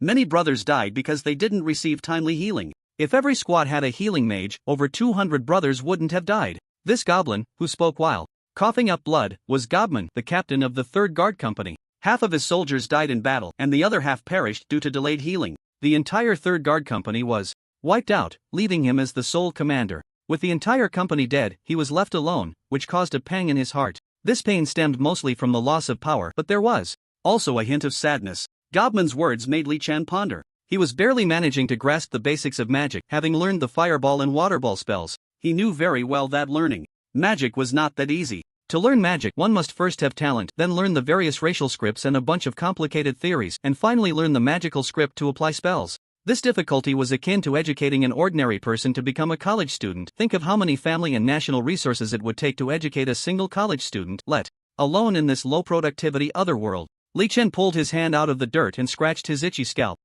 Let's see if we can organize our own magic academy when we get back. Li Chen thought, if the little mages in the magic academy could learn healing spells, could he cultivate a bunch of applied magic talents? The kind that doesn't study any theory but only focuses on the application of healing spells. For instance, casting spells requires learning magical scripts, and learning magical scripts involves studying other racial scripts, a whole series of learning. Very troublesome. If that's the case, then there's no need to learn the entire magical script, just learning the part that allows for casting healing spells would suffice, enabling mages to release healing spells. If the people from the Magic Guild knew about Li Chen's idea, they would definitely hang him up and beat him. Noble spells are profound and extensive. For a mage to go far, they must have a solid foundation, which has a bit of an academic flavor. Li Chen's approach was essentially putting the cart before the horse, ignoring the principles, skipping the foundation, and directly aiming for a specific spell, which was simply misleading the students. Mages taught this way would be like dog shamans, learning a few spells but not understanding any principles, possibly only knowing those few spells for their entire lives, with no future for development. After that, everyone spoke freely, sharing their thoughts on areas for improvement, while Li Chen was also conducting a self-assessment. He felt that the explosive barrels were useful, but not all soldiers could push a 13-kilogram explosive barrel over 100 meters like he could. To enable ordinary soldiers to use explosive barrels, they should be made smaller, like grenades. Considering that there are many extraordinary creatures in this world and that black powder has limited power, making them smaller would definitely reduce their effectiveness, so the weight of the grenades needed careful consideration. Li Chen also wanted to upgrade the muskets. Given that the Alliance currently had almost no chemical technology, it was impossible to manufacture percussion caps, and fixed ammunition was simply a fantasy, so modern rifles could not be produced. Without progress in chemistry, improvements could only be made structurally. Rifling should be prioritized, and with pointed bullets, the power of the muskets could be maximized without improving the propellant. To mass-produce rifled muskets, power was needed, which meant a steam engine. In the coming period, the Alliance could rapidly increase its population, cultivate more land, enter a phase of development, and develop steam engines which could significantly accelerate this process, kickstarting industrialization, and then use production levels hundreds of times stronger than other forces to crush all enemies. 5 days later, the first wave of returning teams was organized. 100 heavily armored goblins led 900 new goblin recruits and 500 human serfs willing to accompany them, bringing along 200 draft animals pulling carts, along with numerous shoulder pulls and small carts, into the magical forest. A day after this troop's withdrawal, the second troop followed closely behind, transporting food to the Alliance with the same configuration. Such withdrawal operations were taking place almost daily, with large numbers of people leaving Baroya with food, entering the monster forest. Li Chen estimated that within half a month 5,000 people would be evacuated, while the remaining population would continue to develop in Baroya, building more transport tools, producing more goblins, and purchasing more livestock, training 1,000 people, sending off 1,000, until the food in the city was completely consumed. After the third wave of a 1,000-person team set off, Li Chen, who had been buried underground, dug himself out. With the blessing of the Earth Goddess, his recovery speed was exceptionally fast. At this moment, the burn wounds on his body had scabbed over, and it wouldn't be long before the scabs fell off, allowing him to fully recover. However, his current appearance was quite terrifying, with scabs all over his body from the burns mixed with dirt, making him look dark and grimy, and his body hair had been completely burned off, giving him a bizarre appearance that could scare a child into wetting themselves. Nevertheless, Li Chen himself didn't care. He felt that he might have been assimilated by the goblins and didn't place much importance on his looks. In a society composed of monsters, beauty and ugliness were not the primary factors determining a person's charm. Strength and power were the top priorities, and he had both. At this moment, he stood over 2 meters tall, with long and robust arms, and even though he was covered in scabs, one could still see the muscular build reminiscent of a dragon. "Come in," Li Chen called out, and Miss Hannah and Kanda walked in. The two used feather dusters to brush off the dirt from his body and wrapped him in a silk curtain. Li Chen felt the silk was very soft and wouldn't irritate his wounds, which made him very satisfied. He led the two out of the basement and into the hall on the first floor of the governor's mansion, taking a seat in the position of the former governor. The hall of the governor's mansion was very luxurious, with a red carpet stretching from where Li Chen sat all the way to the entrance, and statues of heroes placed on both sides of the hall, with various oil paintings depicting important events hanging on the walls. Sitting in the soft seat, Li Chen looked at the palace-like hall and recalled his broken wooden house in the Alliance, sighing inwardly. Development still has a long way to go, he said to Kanda beside him. "Bring the people up." Kanda replied affirmatively and walked out of the hall. After a while, several soldiers brought in a strong tiger beast man, who was Kaso. This guy was covered in iron chains but still struggled fiercely. Even 4 soldiers working together nearly couldn't hold him down. He seemed like a real tiger, unwilling to submit, but when he was pushed into the hall and saw Li Chen sitting in the governor's seat, he immediately stopped. Struggling, his tiger eyes fixed intently on Li Chen. Li Chen casually asked, "My soldiers tell me you are the heir to a chieftain of a certain tribe in the Orc Kingdom?" Miss Hannah translated Li Chen's words to Kaso, who stared at Li Chen for a while before chattering something in Orcish. Miss Hannah translated, "He says he is the eldest son of the Blood Tiger clan chieftain, and when he was competing for the leadership position with several brothers, he was poisoned and lost, then captured by his younger brother, who sold him and his guards into slavery in the human world." Li Chen fell silent, pondering for a moment, then nodded. "Take him away, find an iron cage to lock him up, and when the next group heading back to the city is organized, bring him back to the Alliance." The soldiers immediately dragged Kaso out, who looked bewildered. "Wait, is that it? Just one question after bringing me here?" He immediately began to shout and scream, demanding to duel Li Chen, but Li Chen paid him no mind. He planned to take this tiger beast man back and raise him well. Wasn't this guy essentially a prince in exile? This could be a legitimate way to interfere in the internal affairs of the Orc Kingdom. Remember the Mad Count Caliber? His basement had a sand table depicting the world, with the Orc tribes located just south of the monster forest. Over the years, the Orcs had been trying to expand northward, but due to internal and external wars, the expansion was very slow. Now that Li Chen had taken control of the central area of the monster forest, rapid expansion was on the horizon, and the territories of both sides would inevitably connect. At that time, holding onto Kaso as a card might yield unexpected results. After the tiger beastman Kaso was taken away, another person was brought up, the old mage who had previously guarded the mage tower. This old mage was named Fendis, a professor at the Magic Guild, whose main task in Baroya was to record magical tide data. His job was similar to guarding a weather station, a rather unfulfilling role, and he had likely offended someone important, which is why he was sent here. Those with ability and connections all led their own research teams who would guard a weather station. "Don't push me, damn goblin, barbaric scum," Fendis cursed, and, upon seeing Li Chen, he shot him a fierce glare. The magical tide observation device had been dropped from his hands. This thing was incredibly precious. Originally, he could have spent 3 years in Baroya and returned to the guild to conduct new research, but now, well, Li Chen ignored Fendi's murderous glare and casually crossed his legs, asking, "Old dang, don't look at me like that. Let's not forget it was you who attacked the Alliance first and the Alliance only retaliated. If you want to blame someone, blame your Professor Julie, who initiated a surprise attack on the Alliance with the hero Leon."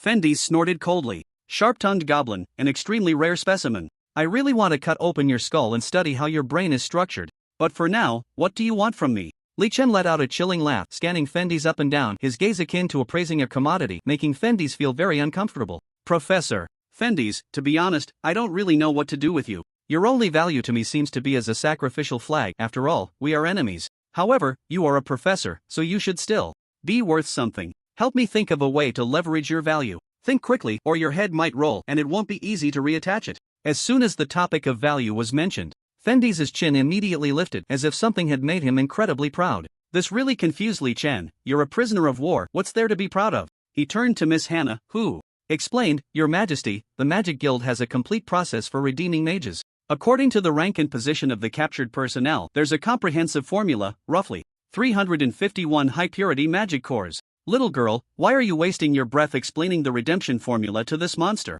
Can he even understand?" Fendi's interrupted Miss Hannah, looking at Li Chen with a proud expression. "Goblin, just go find any Magic Guild facility or a lord and you can demand 351 high-purity magic cores. But do you even know what magic cores are used for?" Li Chen actually did know, as Miss Hannah had been by his side, educating him. "This thing is a rechargeable energy storage device, a currency even more universal than gold. Magic cores can be roughly divided into 3 levels based on purity and magic capacity, with high purity magic cores being the most valuable, equivalent to over 20 gold coins. Their main use is to replenish mages' magic, and they can also be used to power certain magic arrays inscribed on magical items. In short, the price of this little old man is roughly equivalent to 7,000 gold coins, a considerable fortune." Li Chen nodded in satisfaction. "Very well, old man, you are indeed valuable. Since that's the case, I'll spare your life. Soldiers, take him away." The soldiers immediately escorted Fendi's out of the hall. Fendi's maintained a very proud demeanor, a pride stemming from the powerful protection of the Magic Guild.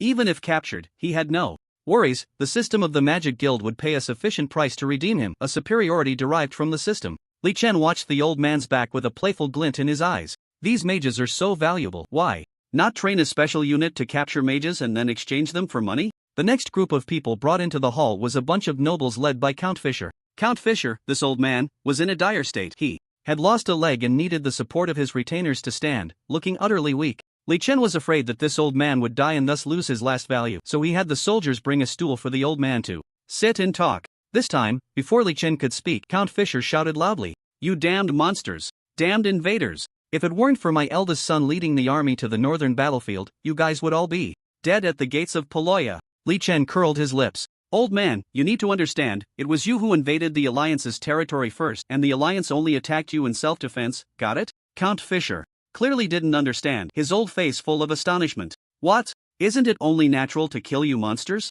Li Chen laughed in anger and replied with the same rhetoric, "Then isn't it only natural for monsters to kill you? Since it's all natural, why don't you call your mother?" Count Fisher wanted to retort but was stopped by the noble beside him. This noble was someone who understood the situation. He bowed to Li Chen. "Esteemed sir, what must we offer to gain our freedom?" Li Chen was quite satisfied with this fellow's sense of timing and didn't keep him in suspense. "According to your noble customs, Count, Viscount, Baron, calculate how much you need for redemption yourselves. Oh, by the way, I don't accept gold or silver, it must be exchanged for food and livestock. How much can you offer? Think for yourselves." The nobles began to discuss among themselves. And the noble who had just spoken said, "Sir, if we use food transported by earth dragons as the unit of calculation, we are willing to offer 20 carts of food for a baron, 60 carts for a viscount, and 120 for a count." Before he could finish, Count Fisher roared in anger. "What? My life is only worth 120 carts of food? Damn it! This is an insult to me." Li Chen was taken aback, thinking, is there really such a fool?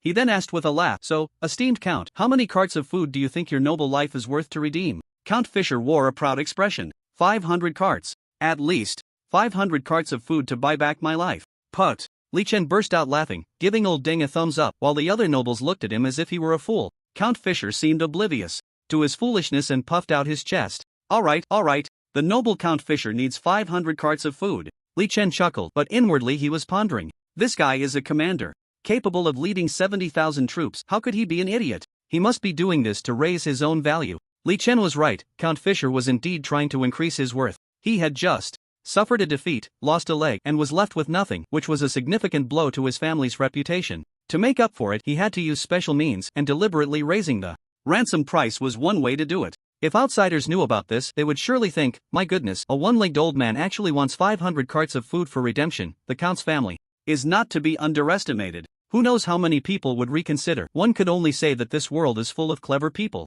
Li Chen had the soldiers take the nobles away, feeling very excited. 1 count, 5 viscounts, and 11 barons, that's 1,020 carts of food. And it's food pulled by the Earth Dragon beasts. An Earth Dragon beast can pull nearly 2 tons of cargo at once, so that's almost 2,000 tons of food. Producing an adult goblin, including the food for livestock, costs about 30 kilograms of food, so the food exchanged by these nobles is enough to produce over 60,000 goblins. Adding in the food looted from the surrounding castles in the Baraya area, as long as it can be brought back to the Alliance, increasing the population by 200,000, is not a problem. Not to mention there are over 1,000 Earth Dragon beasts. These giant beasts can be used for plowing or breeding goblins, which is excellent. Li Chen was very pleased to let one baron go, allowing him to return and report the news, preparing the ransom. The climate in Baraya is very good, with staple crops able to be harvested 3 times a year, so even after the war, the nobles can still provide the necessary food. At worst, they can make the serfs suffer a bit more. It's not a big deal. These pests can survive even on grass. However, it's uncertain whether the serfs, after experiencing multiple wars and the things Li Chen has done, will become a ticking time bomb that could collapse the nobles. For a long time afterward, peace gradually returned to the Baraya area. The military nobles of the Heluyan province suffered significant setbacks and were silently licking their wounds, unable to send troops to interfere with Baraya. Li Chen continued to transport Baraya's wealth to the monster forest in waves. Meanwhile, the security forces stepped outside Baraya's jurisdiction, spreading the news that Baraya's demon army was buying livestock at double the price. Many people scoffed at this news, regardless of whether it was true. The act of delivering oneself to the mouth of a monster was truly foolish, wasn't it? But double the market price, this price still tempted some merchants. Merchants who only cared about profit were willing to sell their souls to the devil as long as the price was right. A few bold merchants began to take their chances, purchasing enough livestock in the countryside, and with anxious hearts, they headed to Baraya. Then, to their ecstatic surprise, before they even reached Baraya, they encountered the security forces at the outer castles of Baraya's jurisdiction. By handing over the livestock to the security forces, they received a substantial amount of wealth. After that, the security forces were responsible for transporting livestock back to Baraya. Large livestock were used to pull carts for delivering goods back to the monster forest, while medium and small livestock were used to produce goblins. This delighted the merchants, who were astonished to find that the rumors were true. Monsters were indeed purchasing livestock at double the market price, and there was no need to go to Baraya, making it safe. Consequently, all the merchants in the Heluyan province sprang into action, beginning to sell livestock in large quantities within Baraya's jurisdiction. Many speculative merchants became immensely wealthy, transporting a batch of livestock to Baraya and earning more money than they would have in 10 years of hard work. This frenzy caught the attention of the Merchant Guild, which then decided to intervene. The Merchant Guild is a folk organization that worships the god of trade, with its core influence in the 4 human nations, but it also has branches in the territories of other intelligent races and even dragons, making it a commercial power that spans multiple countries and races. The scale of the Merchant Guild is immense. They managed to acquire over 1,000 livestock in one go, including 400 Earth Dragon beasts.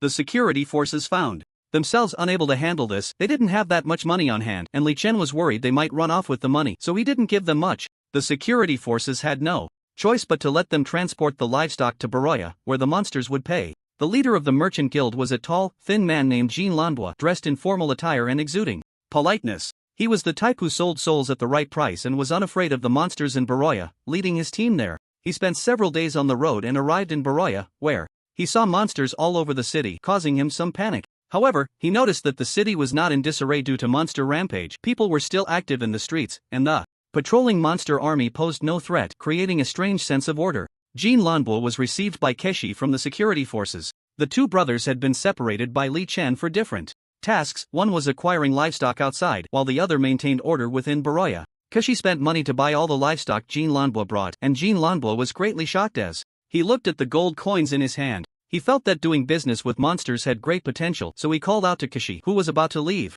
"My lord, I wish to meet the great Monster Chief. I have important intelligence to report." "You mean to say that my 100 cavalry were attacked by mages, with the dead dead, the wounded, and the entire army wiped out?" In the governor's office hall, Li Chen's expression was grim as he spoke these words, one by one. Jean Lanbois looked at Li Chen's terrifying appearance, wiped the cold sweat from his forehead with a handkerchief, and mustered the courage to respond, "Yes, Your Majesty." Your cavalry was ambushed by a collective attack from mages while attacking New Asia City. The first wave of the mages' attack killed 7 cavalrymen, and the rest were all injured and captured. Our merchant guild personnel in New Asia gathered intelligence that the leading mage who attacked your cavalry is named Futier, a professor sent by the Magic Guild to assist Count Fisher, leading 200 mages. He seems to have taken an interest in the special weapons used by your troops, which is why he ambushed your cavalry to obtain those special weapons. After saying this, he lowered his head, cautiously waiting for Li Chen's response. Li Chen's eyelids twitched rapidly. He felt that things were very bad. The cavalry had been completely wiped out, and more importantly, Gobu was missing and unaccounted for.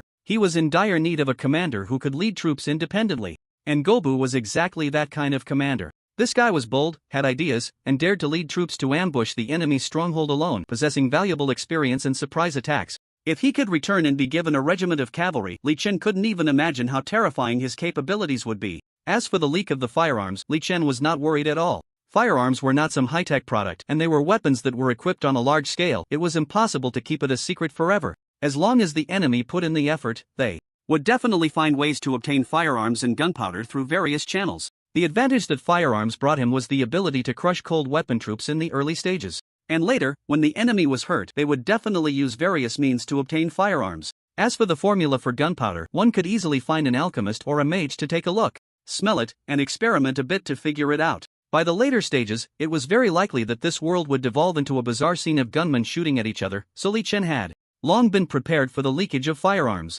He was now quite troubled. No wonder he hadn't seen any mages during the final battle with Count Fisher's army. Turns out they had gone to deal with his cavalry. Li Chen rubbed his head and looked at the small-eyed merchant in front of him, asking, "Jean Lanbois, right? I remember your name. The information you brought me is very important. What reward do you want?" Jean Lanbois smiled and rubbed his hands, a calculating look on his face. "My lord, I am a businessman. If possible, please allow me to set up a branch of the trading company in your territory. This will bring great wealth to your kingdom." Li Chen was also tempted. This guy had just brought in 1,000 livestock. With such a scale, doing business with him would definitely not be a loss. If the alliance wanted to develop healthily, it needed to communicate with external forces, and commercial communication was a good channel. Moreover, he now had a pile of gold and silver, and since the alliance had not established a currency system, keeping this wealth was useless. It was better to spend it on food and supplies. Li Chen nodded.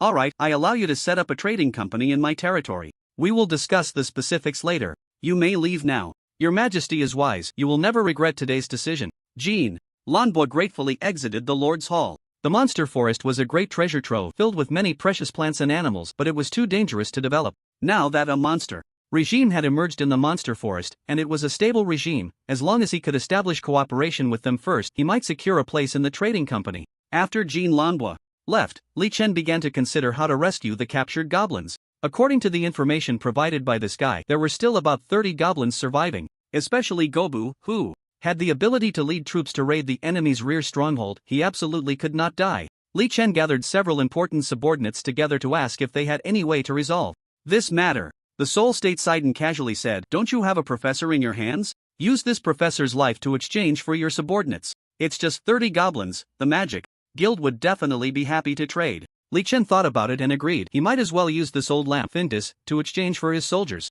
He immediately sent troops to pursue Jean Lanbois,